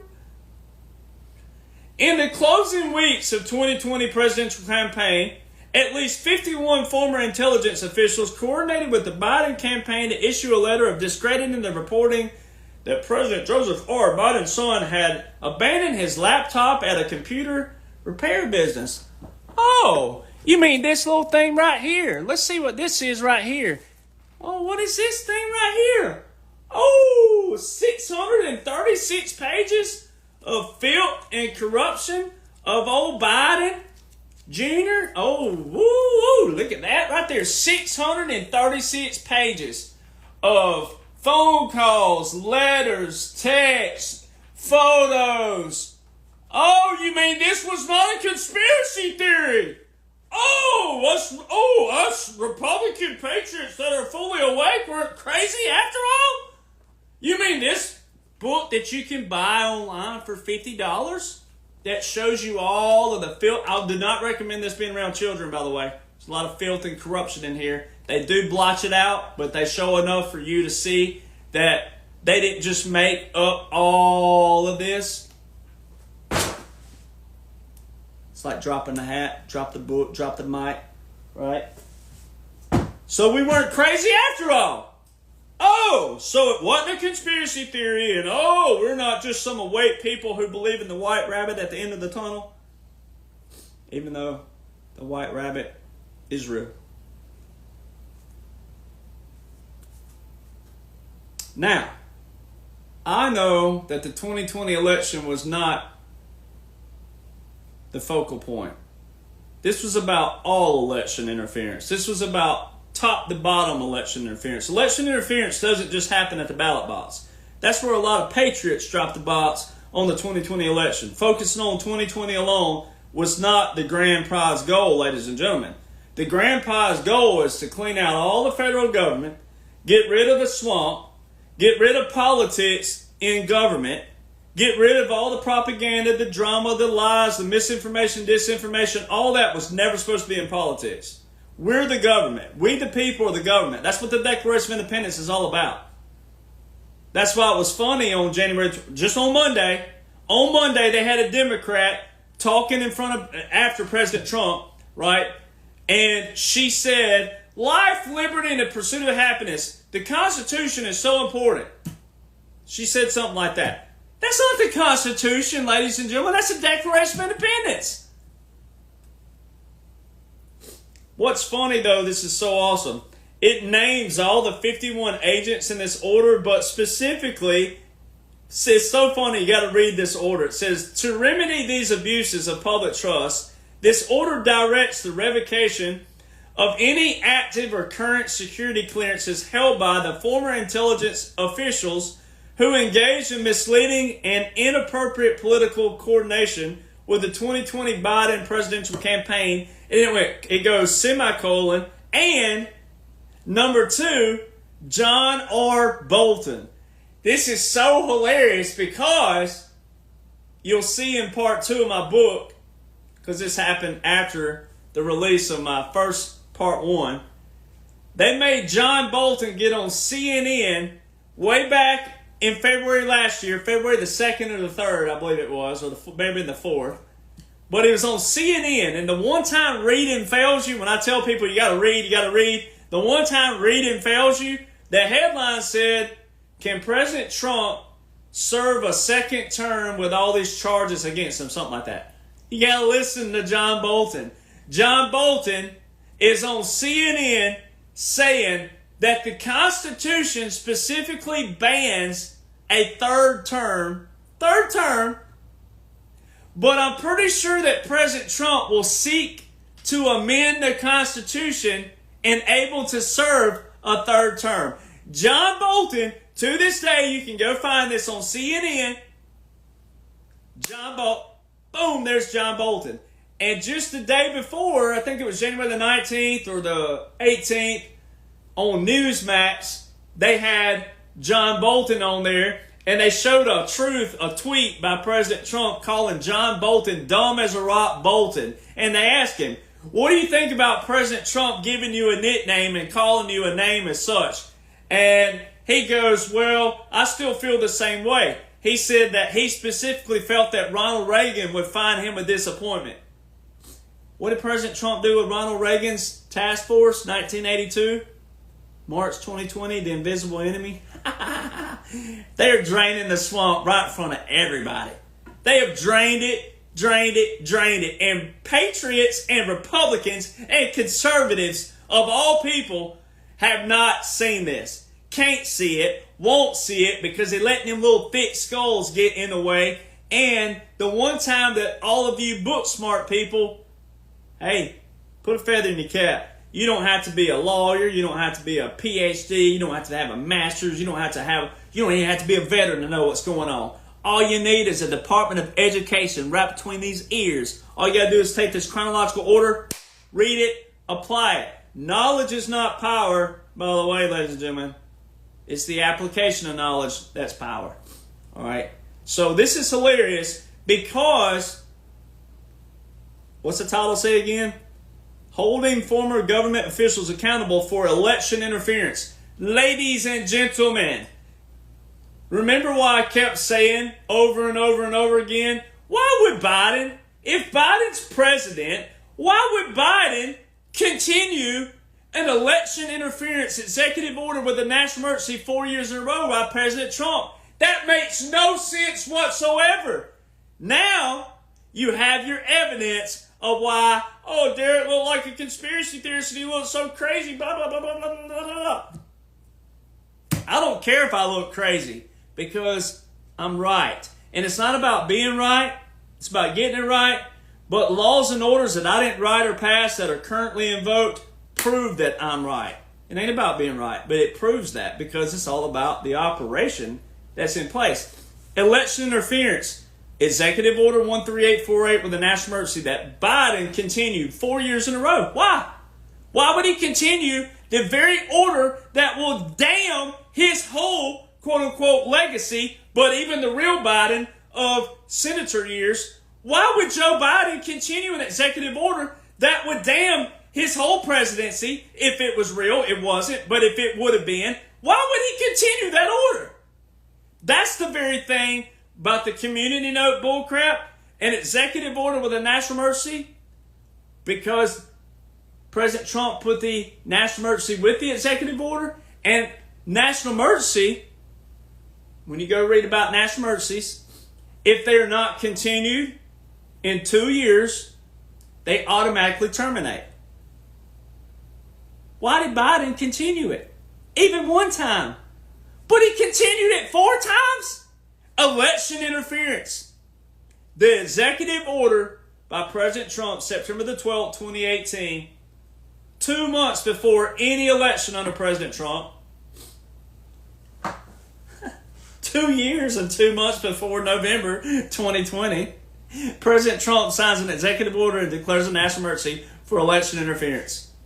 This was never about 2020 alone. Monday alone validated 98% of this whole special operation with these executive orders. The other executive order, and the last one I'm going to highlight right now, clarifying the military's role in protecting the territorial integrity of the United States. Territorial means Title 50. Territorial means national defense, our defense. President Trump having to put us in a defense mode in 2020 because COVID was a retaliation. And what did the CIA just put out in an article today that I posted? That the COVID, the virus, did come from a lab in China. Remember, we were all called conspiracy theorists and, oh, you people you were homophobic and you're phobic this and you're racist and you're this and you're that. Remember that? Remember all that bullshit in 2020? Remember that? Oh, I'm not forgetting that. I hope y'all don't either. Remember what we recall? Especially for, oh, you people, you talking about the Chinese people and blah, blah, blah, blah, blah. What did President Trump tell you on this past campaign trail? I'm going to hold the Chinese Communist Party responsible. It's all right here. So what's cool about this executive order is it tells you right here in Section 3, implementation, which means action, the Secretary of Defense shall, no later than 10 days from the effective date of this order, deliver to the President a revision.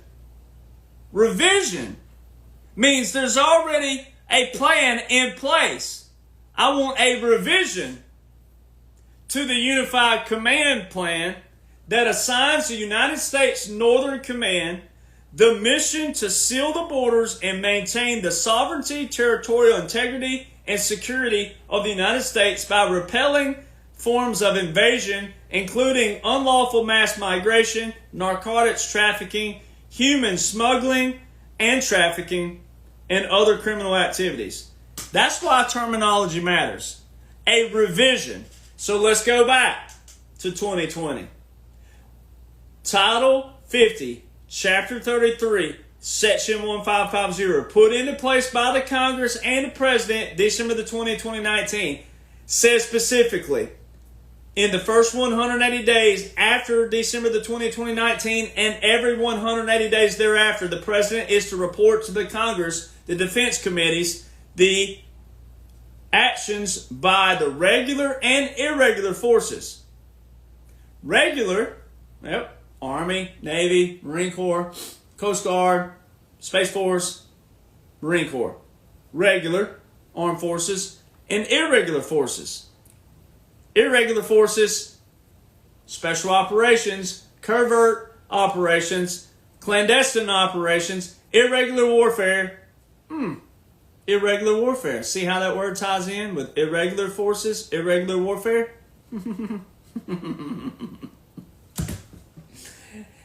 In the first 180 days after December the 20th, 2019, President Trump federalized the reserve components to active duty. Those orders are still in place, again, as we just went over. The counter-narcotics operation started. What does it say right here? Unlawful mass migration, narcotics trafficking, human smuggling and trafficking. There's your transnational, there's your Executive Order 13773 by President Trump. That's attached to the invisible enemy. That's attached to the Ronald Reagan 1982 invisible enemy. All these tie in. Then it says a level 3 planning requirement for U.S.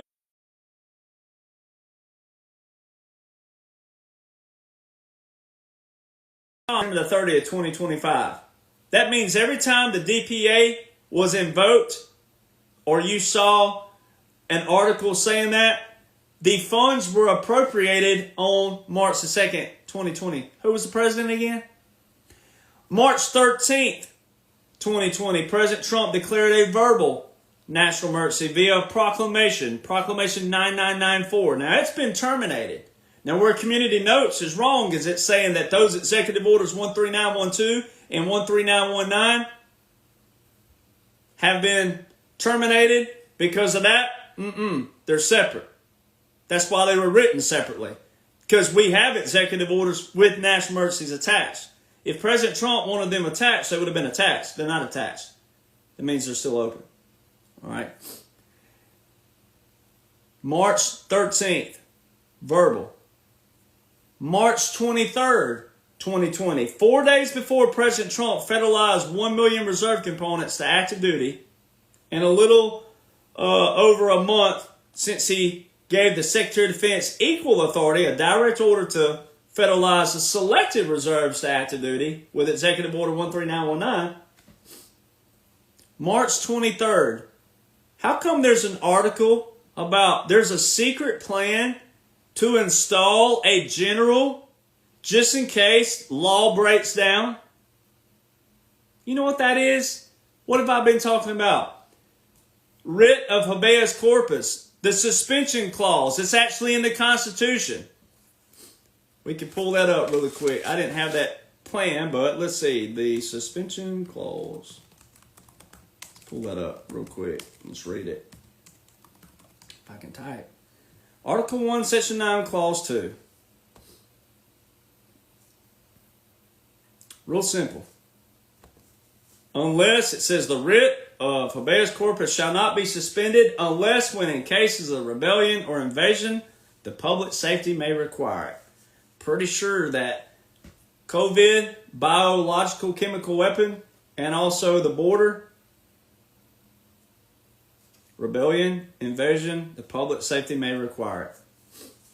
This was perfect to invoke martial law, which is what took place. That's what a military government is martial law. And you have this article in between all of this. So in that first 180 days, you have this article about a general being installed just in case law breaks down by President Trump. Guess who that general was? General O'Shaughnessy from the Northern Command. I don't have to say anymore. I don't even have to say anymore. It says all it needs to say. That was March 23rd, 2020. A secret plan to install a general just in case the law breaks down. And January the 20th, 25, Monday, President Trump's new executive order, it don't invoke any titles because they already invoked a level 3 planning requirement for NORTHCOM, Northern Command, to seal the borders and maintain the sovereignty. Northern Command and Southern Command's already been invoked way back in 2020. It's all there. You just got to have the tools to be successful.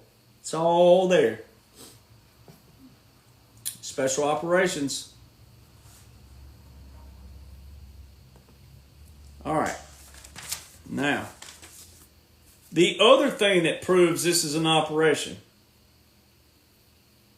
and I hate to use the word proof because no one ever, no veteran ever should have to use the word proof or facts. From the standpoint of when people say, show me the proof, show me the evidence. Well, it's the wrong terminology. You know, it shouldn't be called proof or evidence. This is straight up military laws, military orders, military regulations, military customs, and how they pair federally. There's only 4 ways. I've said this before. There's only 4 ways that federal law pairs with the military. 4. And they all, well, we'll use that as a punchline because you already know what I'm going to say if you've heard me before. 4 ways: executive orders, national emergencies, proclamations, and treaties. All 4 require presidential signatures and or declarations.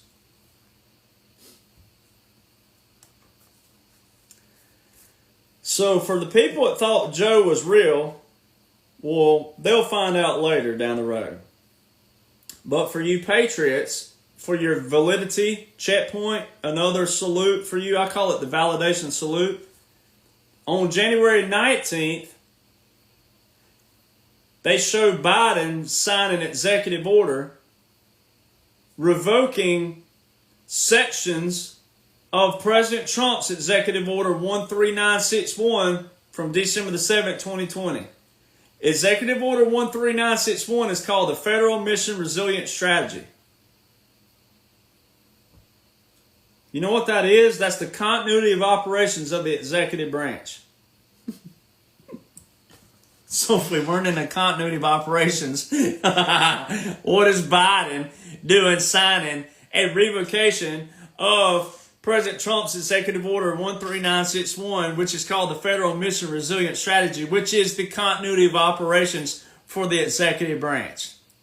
They prove it all day long, right in front of everybody. So it shows we're leaving the continuity of operations because Biden was a continuity of operation, but we're still in the operation of the military government and the military operation. And President Trump tells you that Memorial Day 2025 is the day we start celebrating. Why would we celebrate on Memorial Day? Think about it. We're honoring soldiers' lives for their sacrifice, all right, that have paid the ultimate sacrifice. That's what Memorial Day is for. I appreciate people when they text me on that day in another kind of manner, but I don't mean to be rude when I text back. Today's not about veterans. It's not Veterans Day. It's Memorial Day. We're to honor all the men and women who have given their life and or veterans who have passed on. That's their day. You're to go to a memorial grave somewhere, a veteran cemetery, or find a cemetery with veteran graves, put a flag on their grave, and if they already have a flag there, you are to go tell them thank you. Whether they can hear you or not, spiritually or whatever you believe, it doesn't matter. That's what that day is for. All right. One other tie-in really fast. Executive Order 13919, President Trump. One of his new executive orders. The cartel talks about the Western Hemisphere. There's that word I was talking about earlier. Do you sit around playing Rummy or Monopoly and you go, hey, how you doing over there in the Western Hemisphere? How's your tomatoes growing out there in that Western Hemisphere? How's your watermelons? How's your mama and them over there in that Western Hemisphere? Is that everyday language that you use, walking around talking to your buddies, your family, your friends, especially Southerners? I mean, you know what I'm saying? I mean, you can't tell that I grew up in Vermont, obviously. But, I don't call up my buddy and say, hey, how's your mom and them over there in the Western Hemisphere? How's your tomatoes growing? Y'all seen any deer over there in the Western Hemisphere? Go look at Executive Order 13919, April the 30th, 2020, by President Donald John Trump. Western Hemisphere. You don't really need anything else. President Trump, his last few speeches, quote unquote, October 2024, those were no such thing. There's no such thing as a midterm rally, first off. All right, so there's that. But he heavily amped up his speeches October and the last few days of November, talking about we are an occupied country. We will soon no longer be an occupied country. The Great Liberation starts on November the 5th. And you've heard him mention Liberation Day was today, talking about Monday. Liberation Day, Liberation Day, Liberation. But you got to go back to those speeches. Don't forget the speeches. We're an occupied country. We will be an occupied country no longer. November the 5th, the Great Liberation starts. Then he said Monday, we're in the Liberation Day. He didn't say November the 5th was the day. He said that it starts that day. Then he told you in his speech, this is the great liberation. But go back to occupied country. There's another term. Do you walk around talking about occupied all the time? Occupied, Western Hemisphere, all these different terms. Do you say that in your everyday language? No, you don't. So then when you go to saying, do you say that in your everyday language?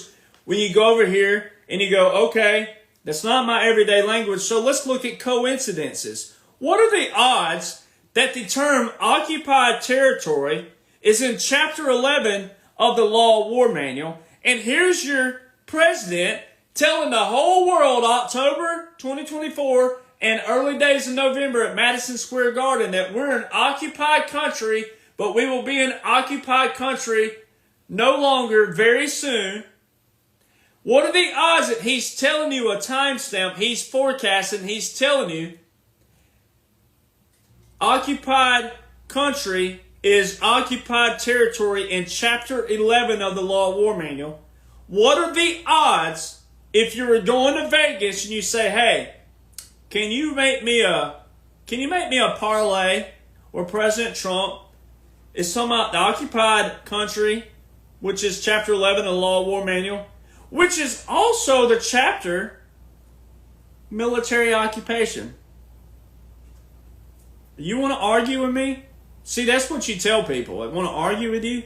You're going to sit here and tell me that President Trump talks about a term 99% of Republicans have never heard in their life. Conservatives have never heard in their life. Occupied territory, Chapter 11 of the Law of War Manual. Military occupation, Chapter 11 of the Law of War Manual. It can't be argued. It's all military laws, military orders, military regulations, military customs, military traditions, paired with executive orders currently invoked and have been invoked.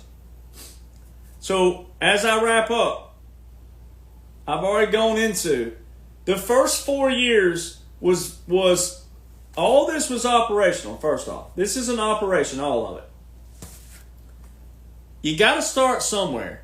Everybody in life, every one of you watching knows if you're a podcaster, if you've written a book, if you started a company, whatever it is, especially if you've been successful, or even if you just love what you do without being super successful, you're still successful, whatever you define as success. But a lot of you know, you got to start somewhere.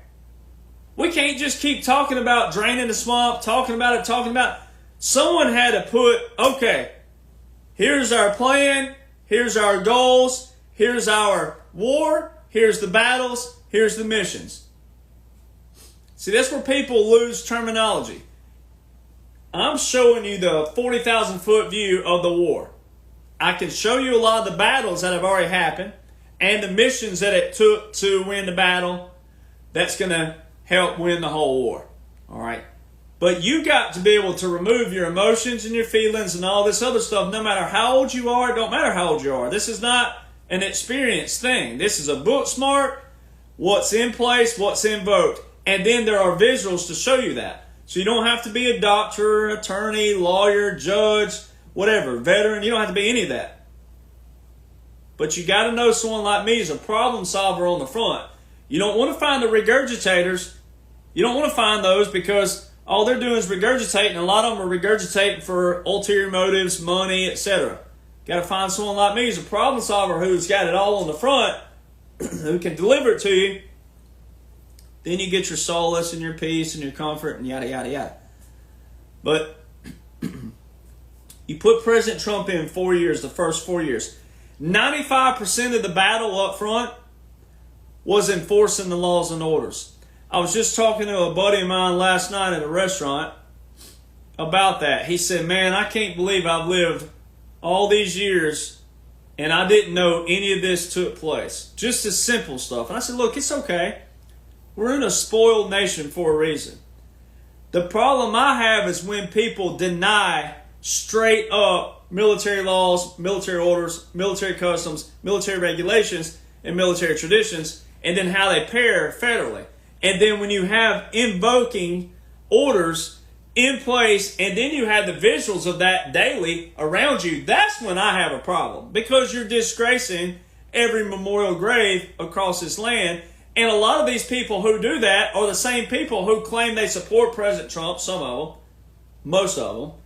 The others, and depends on who they are, sifting those out, but a lot of them claim they support the military. You can't support the military without supporting military laws, military orders, military regulations, military customs, and military traditions. You just can't.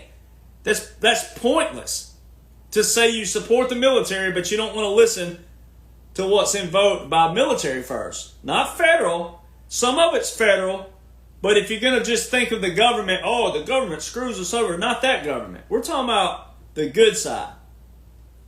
This is cleaning out the bad. And it's the first operation in history, and I hope it's the last.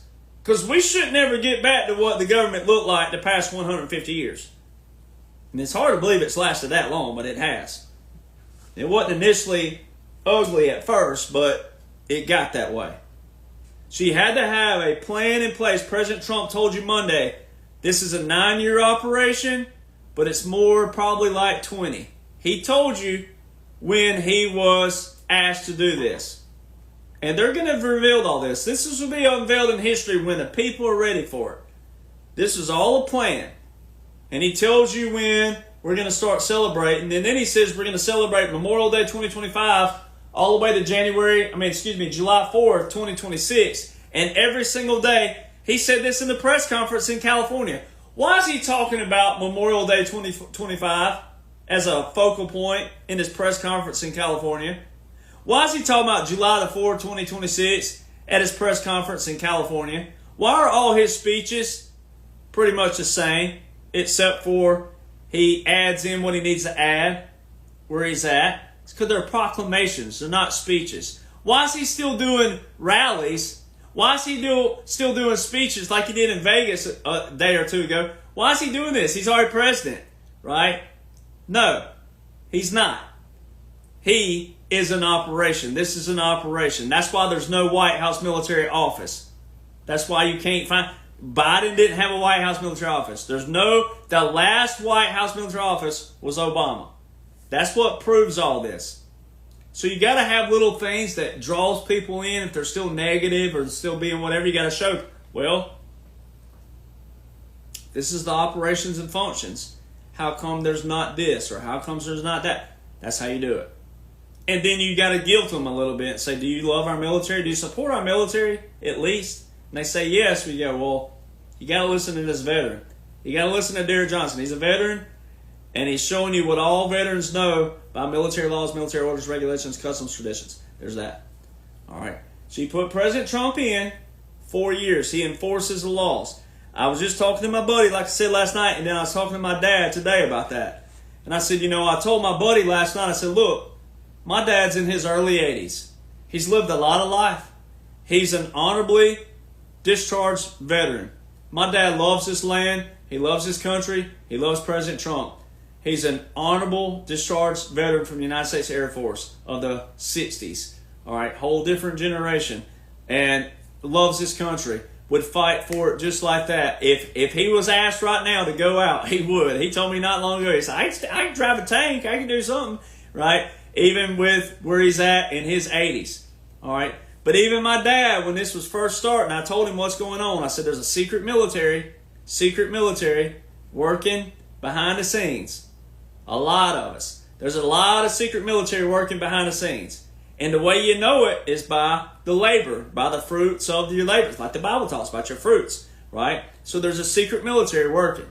All right, President Trump, everybody's doing what they're supposed to be doing here, and here, and here, and here. But even Newsweek told you in 2017 there's 60,000 secret military, all tasked in clandestine, secret, meaning you're not going to see them. You're not going to recognize them. You average Americans are not going to recognize the secret military. You're not going to recognize it. All right, you're just going to tell certain things changing. All right, because you couldn't do this all at once and then dump it on the people. Everybody has to be brought to a level of accountability, responsibility, which requires transparency, and then it requires, like President Trump says, our retribution will come through success. So sometimes you just have to do things and then show people, clean it out, and then go, or maybe play something on TV that looks real, that's already taken place, but you think it's happening in a lifetime. However it takes, that's what's been taking place. So it's like I told my buddy, I said, look, it took me forever to tell my dad, because my dad's like, son, I'm 80-something years old, I'm 70-something, the time periods he was saying it. The laws and orders haven't been enforced in this land in all these years. That's correct.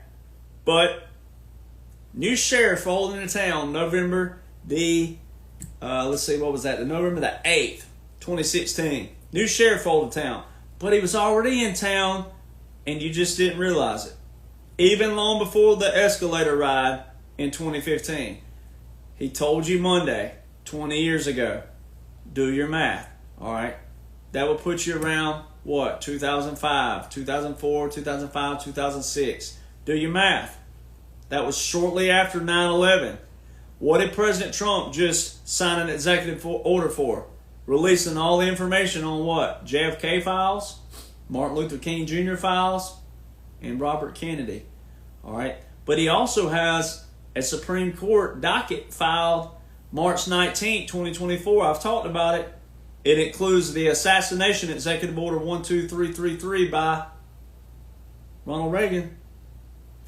But it stems from executive order 11905 by Gerald Ford, executive orders. That executive order 11905 talks about all the things that the three-letter agencies cannot do. Unconsented searches, physical searches, electronic searches. What all took place with President Trump? The raid on Mar-a-Lago, Russia, Ukraine phone call, all the things. That ties into Richard Nixon, Watergate. What are they doing? President Trump did put his hand on the Bible. What's that tell you? JFK didn't put his hand on the Bible.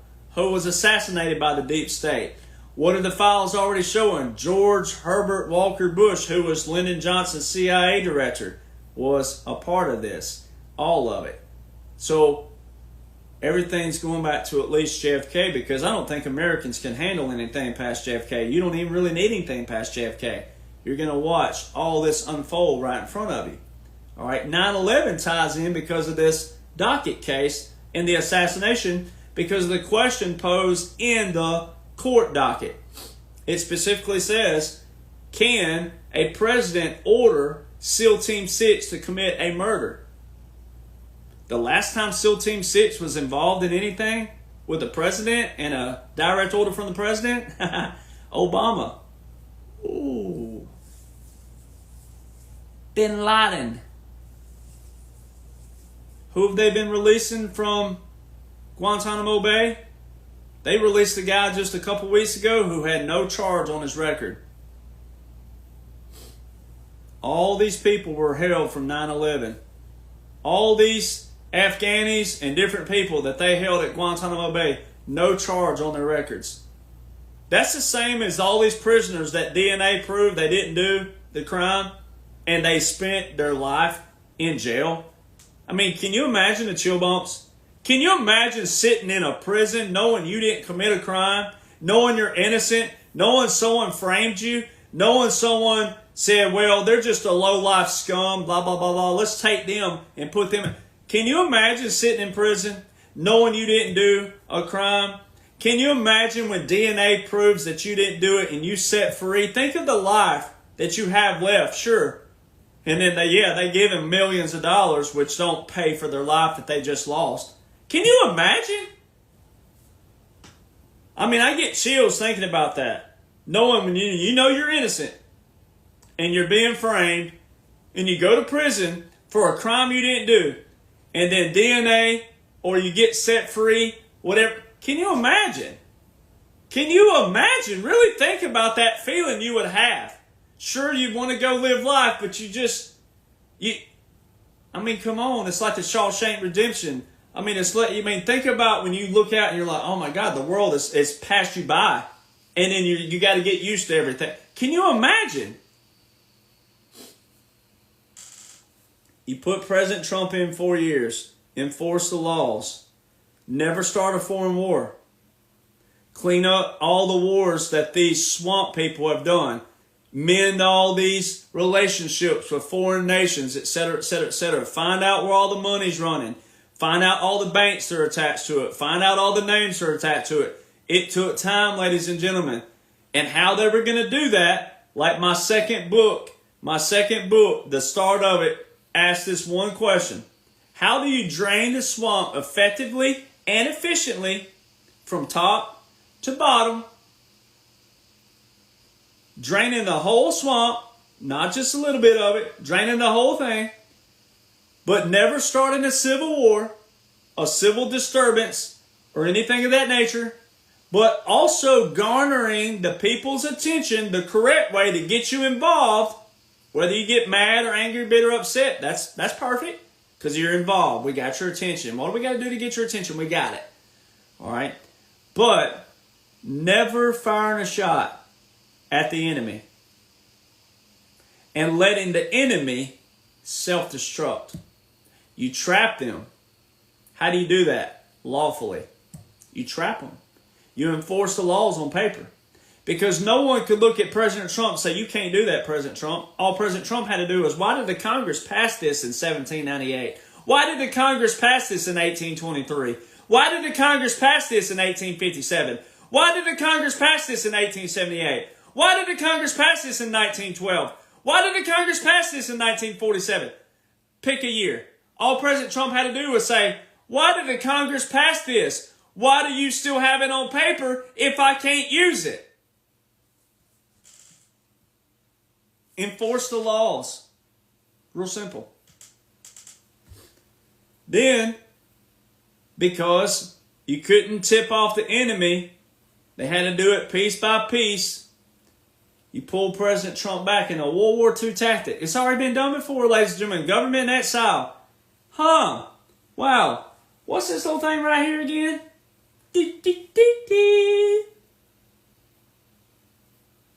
Special operations? What's the little booklet I tell everybody to go read? 2016 Unconventional Warfare Pocket Guide? Go look that up on Google. Title 50. Talks about Title 50. Alright? Special operations. It's got Executive Order 12333 in it. The assassinations order. It's got a diagram on page 11 that shows sabotage and terror to display the weakness of government. It shows assassination, forming favorable public opinion, advocating the national cause, exposing three-letter agencies.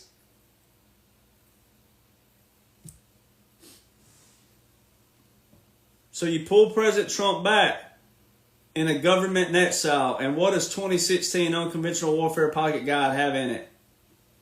Government in exile. In World War II, they formed government in exiles. They had other partner nations partner with us. And they put what they call puppet states up. And Philippines is the best one. Philippines had two presidents at one time. President Quezon came to D.C. with Roosevelt, and Roosevelt had full control of the Filipino military because of their geographical location, Philippines and Japan. Japan installed a president in the Philippines, but guess what he only had control of? Because the military was in control of Roosevelt and our forces. Civil affairs. Now, what was that insignia I talked about earlier that you saw around Biden? Military intelligence, Judge Advocate General, civil affairs, and psychological operations. You pull President Trump back lawfully, invoking a military government, military occupation, continuity of operations. That's what the three cannons at Arlington showed you. That's what the no commission up. That's why all the uniforms around Biden were jacked up, not regulation uniforms. Nothing you saw around quote unquote Biden. When he rode off into the sunset the other day, he didn't get a red carpet rollout on Air Force One. The camera didn't even go out there on the tarmac. It showed it from a distance. And he flew to California.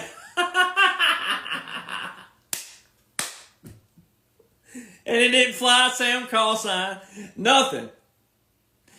Why is Biden flying to California? Who lives in California? Actors. Who did President Trump highlight?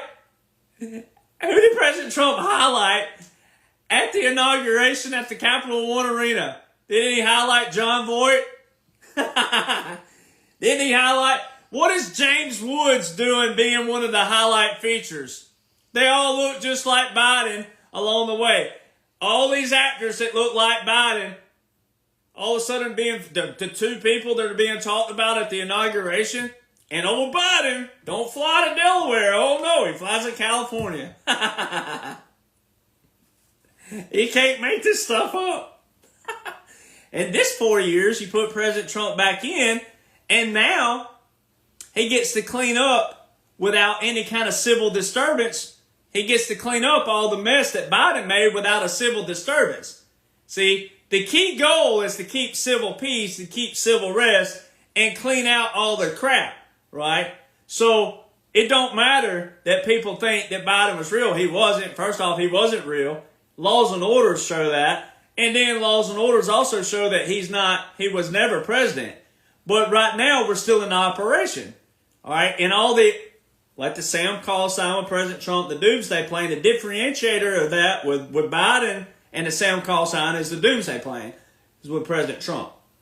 All right? Visual on the radar.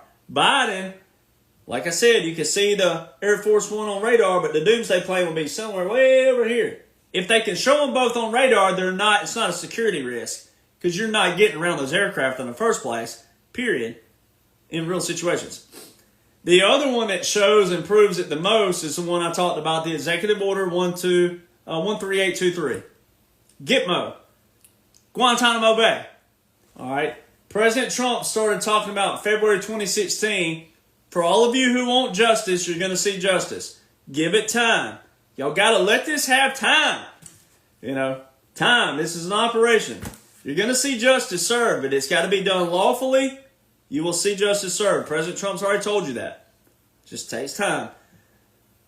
But President Trump told you in February 2016, he was talking about Obama. He said, I heard he had a speech today. It's February 2016.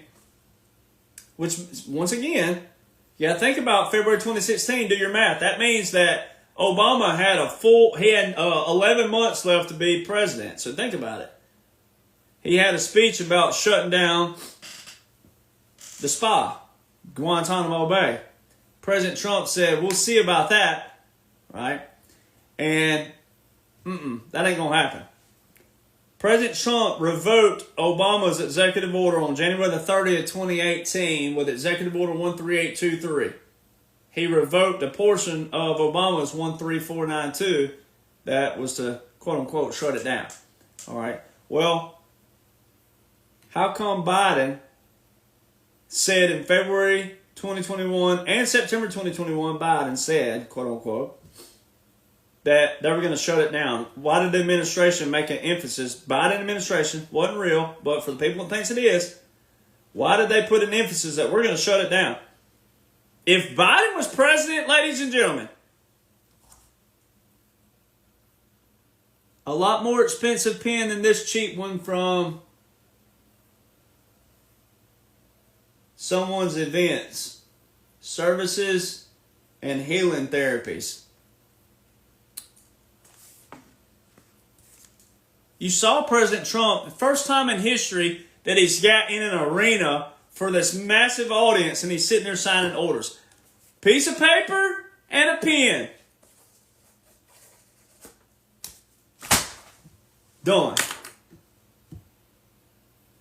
Now, an executive order alone wouldn't shut down Guantanamo Bay. But because Obama put an executive order in place to shut it down, to get it started, and then President Trump revoked that executive order, which means his executive order 13823 is precedent and Guantanamo Bay is open still, then Biden would have had to revoke President Trump's executive order to shut that down, to put that in to go, all right, well, I revoke President Trump's 13823 with a new number. We are going to shut it down. How come Biden didn't do that? How come the Guantanamo planes, the admirals, are flying back and forth still from Florida to Guantanamo Bay? How come all the talk about all the prisoners leaving Guantanamo Bay are all of a sudden precedent and in the forefront for the American people? How come President Trump spent $500 million expanding Guantanamo Bay? How come there are more courtrooms at Guantanamo Bay? How come there's more room for prisoners at Guantanamo Bay?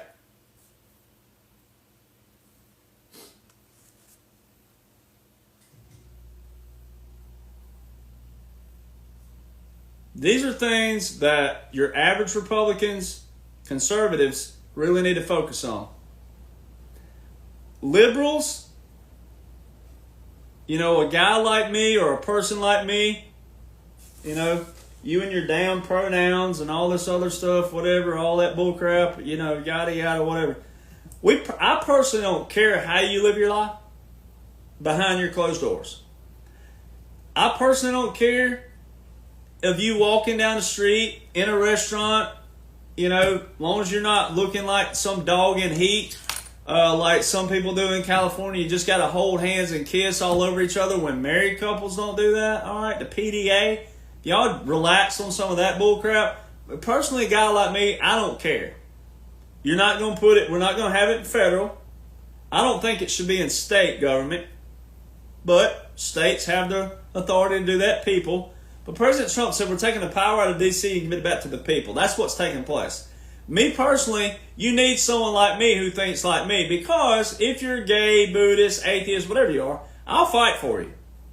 I will fight for you. But it's going to be done the right way. Has to be done the right way. Now, I don't condone what you do, but I'm not going to let you get hurt for it or killed for it. I will make sure you're protected. That is the difference in the mentality. Now, I don't believe in gay, anything, whatever. Personally. That's my personal. You're not going to cram it down children's throat at the dang schools when they ain't going to have no drag this, drag that, none of that stuff. That's over. None of this stuff should have ever been put in federal. Where you liberals struggle is this. You want your cake, the icing, the candles, and everything to eat it too, but you don't want to give and take with what you call the weird side, which is the normal side, the conservative, but you don't want to give or take. You want it your way. Build a better society. You want it your way. You don't want to see eye to eye on all things. But federally, this is where it's a problem. Once you ever pass something on a federal, that means everybody has an opinion on it. All right, well, again, when the majority gets in place and the majority thinks like we think, then you're going to look like the ones who got participation trophies, which was what you're looking like right now. You were 14th place. You weren't even second or third, and you're crying about, I didn't get a trophy. That's what you look like right now. Ladies and gentlemen, we got to get back to, look, there's going to be a loser in a competition. When someone loses, you got to have the mentality that Alabama's coach, Bear Bryant, had years ago. You win with pride, you lose with pride. All right? You learn to lose the right way. All right? It ain't fun losing, but the whole point of the game is to win the game. But someone's got to be the loser. So you learn to deal with loss differently. And that's what we got away from in this nation, are the core values and functions of our nation. But then also, we started handing out participation trophies to everybody and anybody. And we're a land of immigrants. We are a land of immigrants. But the immigrants became civilians and bought into the way of life established by people who established it. So, I don't see anybody leaving. I don't see anybody that talks about, no, I don't see you leaving.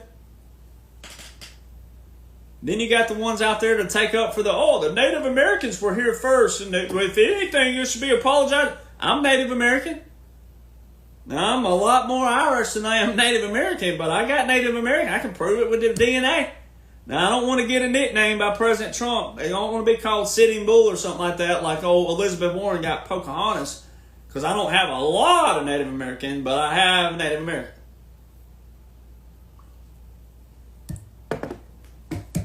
So, we got to get back to common sense, which was why we're the party of common sense. But there's certain things that ain't going to be federal. There's certain things that don't need to be state.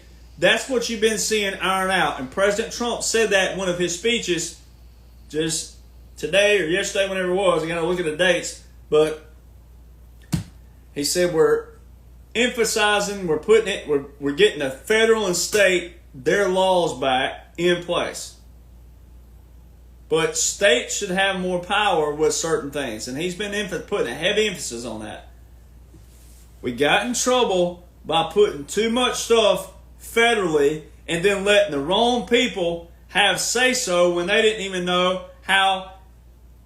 They can't even turn on a water faucet correctly. So we got to get back to that. We got to make sure we got the right people in place that have passion and a personality and who want to do this. There's a lot of Republicans out there still just blah, blah, blah, blah, just because I've been a Republican for 30 years. Woo! You want a participation trophy? Sounds like it.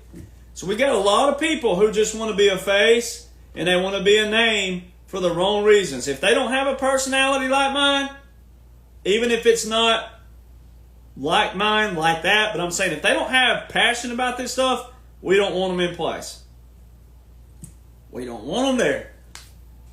Because when they become robotical and all they are is just, this right here, and they're not passionate about it all the time, like me, sleeping, eat. When I wake up, I'm reading what President Trump put into place because the rank system, the command, all right, I'm looking to see, okay, what ties in. It's real simple.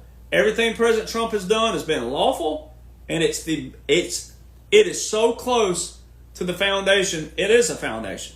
It's just the foundation of 2016 to 2025, as it was from the start of the Revolutionary War in 1775 to 1783. It's the same replica.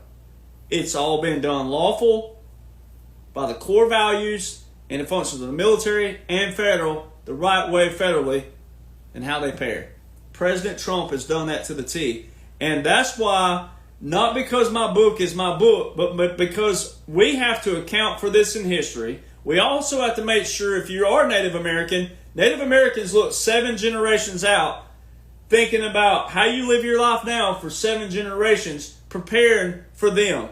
If you'll take that mentality, everybody, and think about that, well, my books show what took place with President Trump and the generals, the military, etc. And then that way, those generations out there, they can't get out there and look back and say, well, this has never been done before. What do we do? Nope. It's already been done before. That's why it's important that I did what I did and follow the oath. And, well, first I'll follow God and then follow the oath, because my grandfathers and great uncles are what passed this down to me. Well, guess who passed it to them? Their grandfathers. It wasn't that long ago, ladies and gentlemen. My grandfather, if he was living today, one of them, he was born in 1912. All right, if he was 10 years old in 1922 and he met a man who was 100, that means he was born in 1822. It's not that long back to our foundation, ladies and gentlemen. It's not that far back. It's not at all. When I was about 7 years old, I met a man who was 105. So he'd have been born in the 1870s. Someone there? No. He'd have been born in the 1880s. Well, let's just say 1880 for simple math. Well, if he was 10 years old in 1890 and he met a man who was 100 years old, 1790? That's a year before the Bill of Rights were written. It's not that far back, ladies and gentlemen. It's really not. We lost this. We lost what we have in our foundation. We lost that 2 generations. I mean, it depends on where you want to call it the lost. It depends on if you want to call 1871 the lost, if you want to call 1878, you want to call it 1951 when Congress put term limits on the president. Wherever you want to slice the pie, we lost it very quickly. That's why you got to know this stuff daily, weekly, monthly, yearly. Be passionate about it. Love your nation, love your foundation, love the core values, love all that. Keep it out of politics. Politics is politics for a reason. It became politics because it was all about this. You watching the swamp being drained.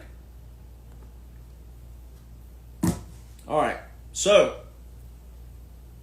2 hours and 20 minutes. I try to make it as short as possible, but it's just impossible. Sometimes you cannot explain corruption so in depth in a short amount of time. You just can't. So, anyways, part 2 is available also on Amazon for all of you out there that are international. It's all available on Amazon, part 2. So Midnight Rider Rides Again, part 2. It's available. It's also available for me to sign for everybody on rattletrap1776.com. It's 600 and I think 10 pages final.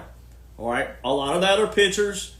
So if you talk about the price, it's $54 for a reason. I did it. I released it on Elvis's birthday, January the 8th, and Elvis made his debut on radio in 1954. So I always do things with some kind of good symbolic reason. And but it is 610 pages. It took a lot of time, a lot of editing, 12, 14-hour days, because you have to screenshot, email that on your iPhone, pull up your email, download, upload to the file, edit the size of it, get all that, then type about it. All right, it takes a lot of time to do that, ladies and gentlemen. So it takes a lot of time. All right, and I have to sacrifice a lot of time away from family and friends to do that. And then the print costs, because print companies have become so obsolete. We don't have newspapers anymore. Rare. We do have, obviously, magazines, a few.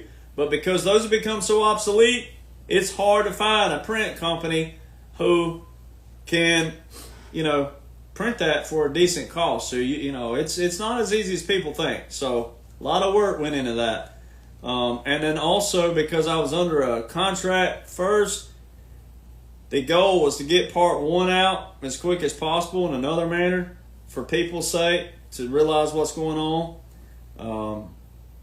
We get emails a lot. My manager gets a lot of emails and texts and calls about people who are going to commit suicide until they heard me. So that means a lot, that we have a lot of people walking around who are living because they found solace and peace. I don't like the word hope.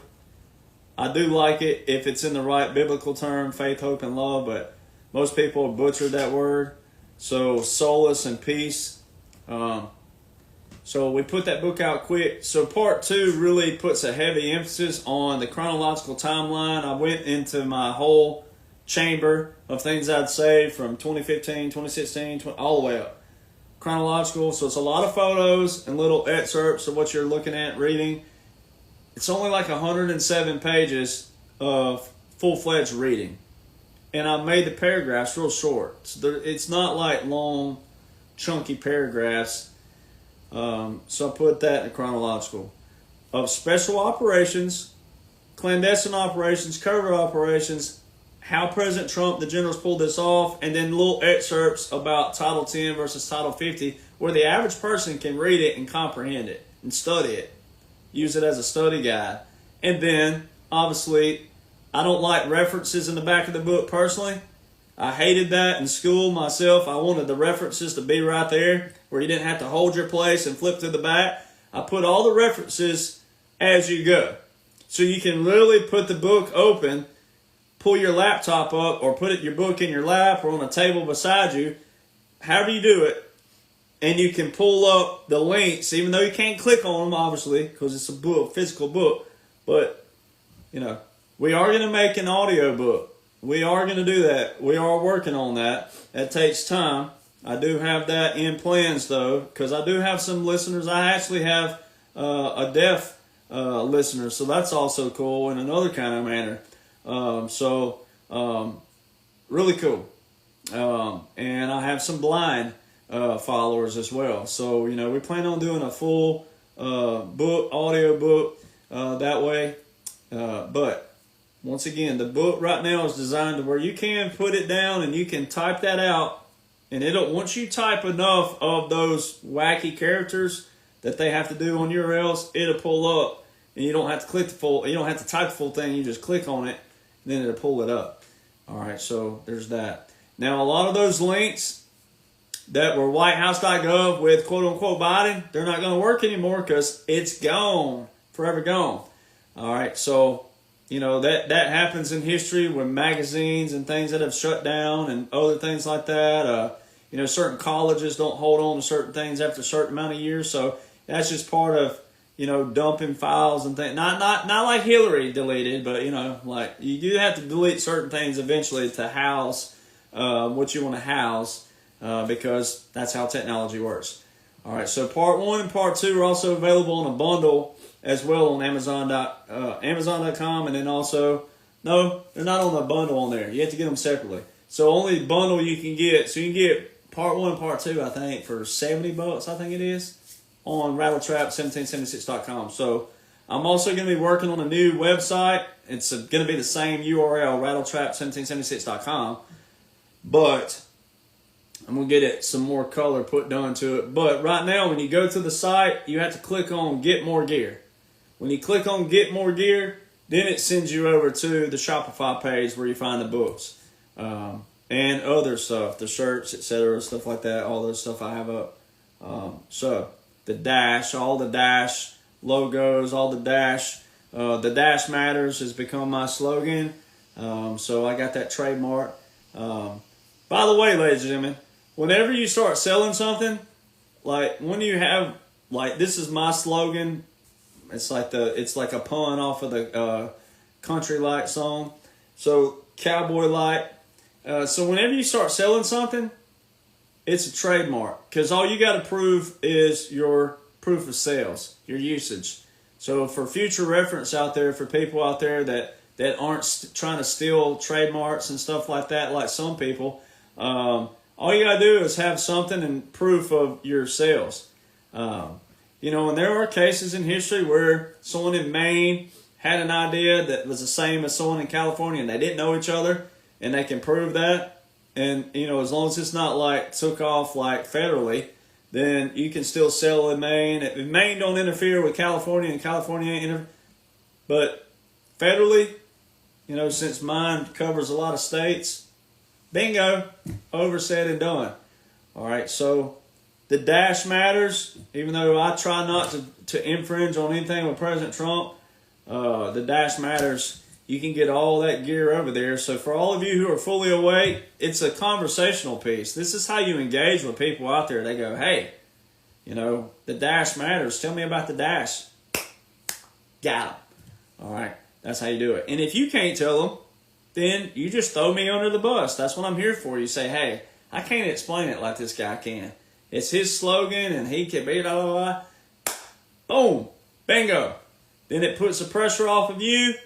And then if they care and love this nation enough, and if they love President Trump enough, they'll come look, they'll come watch, they'll open their ears, they'll listen, and then they can appreciate and love this man even more for the sacrifice that he and his family have made to make this happen for every one of you out there.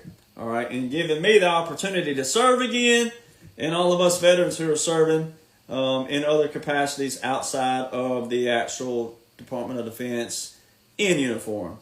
All right, so there's that. So my link tree, all of my social media accounts, very important because there's a lot of fake accounts. Lord help me, Lord help me. There's some accounts that have 40, 50, 60,000 followers. Fake. No telling what they're messaging those people. So, I could go after them legally, lawfully, but it would take forever. And then time you put out one fire, 10 more starting up somewhere. So the best thing to do is Linktree. LINKTR period. That's where the period goes. So if you're typing out on your URL or you're looking up link, LINKTR period, EE, backslash, not forward slash, backslash, 1776 nation. No spaces, no underscores there. 1776 nation. It pulls up all the links to my social media. I will post that in the comment box of Instagram, and then also, so Instagram, as you know, when it's live, the live comments disappear. So when I post a video, come back on and make your comments on there to show that you were here and you participated and whatnot. But you'll see me, the comment under there. Rumble. Everybody listen on Rumble. I only have one Rumble. All right, when I post this video on Rumble, there are so many fake accounts on Rumble too, and they're making money off of that. So what they'll do is screen record. They'll screen record me. So I'm going to say this at the same time. So they screen record me, all right, but I only have one account. When you go to Rumble and you type in the search bar, you type in Rattletrap, RATTLETRAP 1776. Enter. I'm only one account. So if you're following other Rumble accounts, you're putting a lot of money in the wrong people's pockets. The only place I've ever monetized videos is on Rumble. Don't make a lot at all because there's so many fraudulent accounts out there and people are watching all the frauds. All right. So Facebook, the way I'm going to find out that Facebook is actually following up with what they're saying that to the whole world, that they're not censoring people, is whenever I see all of the, see right now on my Facebook, when I go to it, it tells me that I can't monetize my videos because I've been censored. So when I see that that's removed, then we'll know that Facebook is not censoring anymore, because all I do is talk about laws and orders that are currently in place. So that is not something that, conspiracy or this, that, and other. Facebook have bylaws they have to go by. So they have federal and by. So, all I do is talk about laws and orders. So we'll know when Facebook really isn't censoring anymore is when they remove all the constraints on my pages. So they ain't done that yet. All right, so be careful who you follow. There's a lot of regurgitators right now because it's easy. Laws and orders, once they're known, once it's known what's going on, there's a lot of people out there, to a lot of people that didn't know, that's going to blow up to certain, oh man, this is brand new. Oh my God. No. And that's what's taking place right now with a few people, even on Instagram. Someone was tagging me on something earlier, and I'm like, they're all regurgitators, and I'm glad they're awake, but you got to put credit where it's due. You got to put credit where it's due. There's a few people out there, not just myself, there's a few others out there that knew certain things going on as well. You got to put credit where it's due, ladies and gentlemen. That's just how the world works. So you want to be careful with all this. You want to make sure you're following the right people. All right, because once again, a lot of ulterior motives out there, and when you're vulnerable, it gets dangerous. All right, so January the 20th, 2025 was salute to validation. Liberation equals validation. Validation equals liberation. But really, more importantly, it is. Your liberation equals validation. All right, so all you saw, all the executive orders, all this stuff's already been put in place, so it shows you that Biden did not revoke all these key orders. That alone proves this operation. For the people who thinks Biden was real, it proves everything. Everything. Because if he was president, he should have done what every other president did in the swamp the first 2 years. He should have revoked every single thing by President Trump. How come he didn't?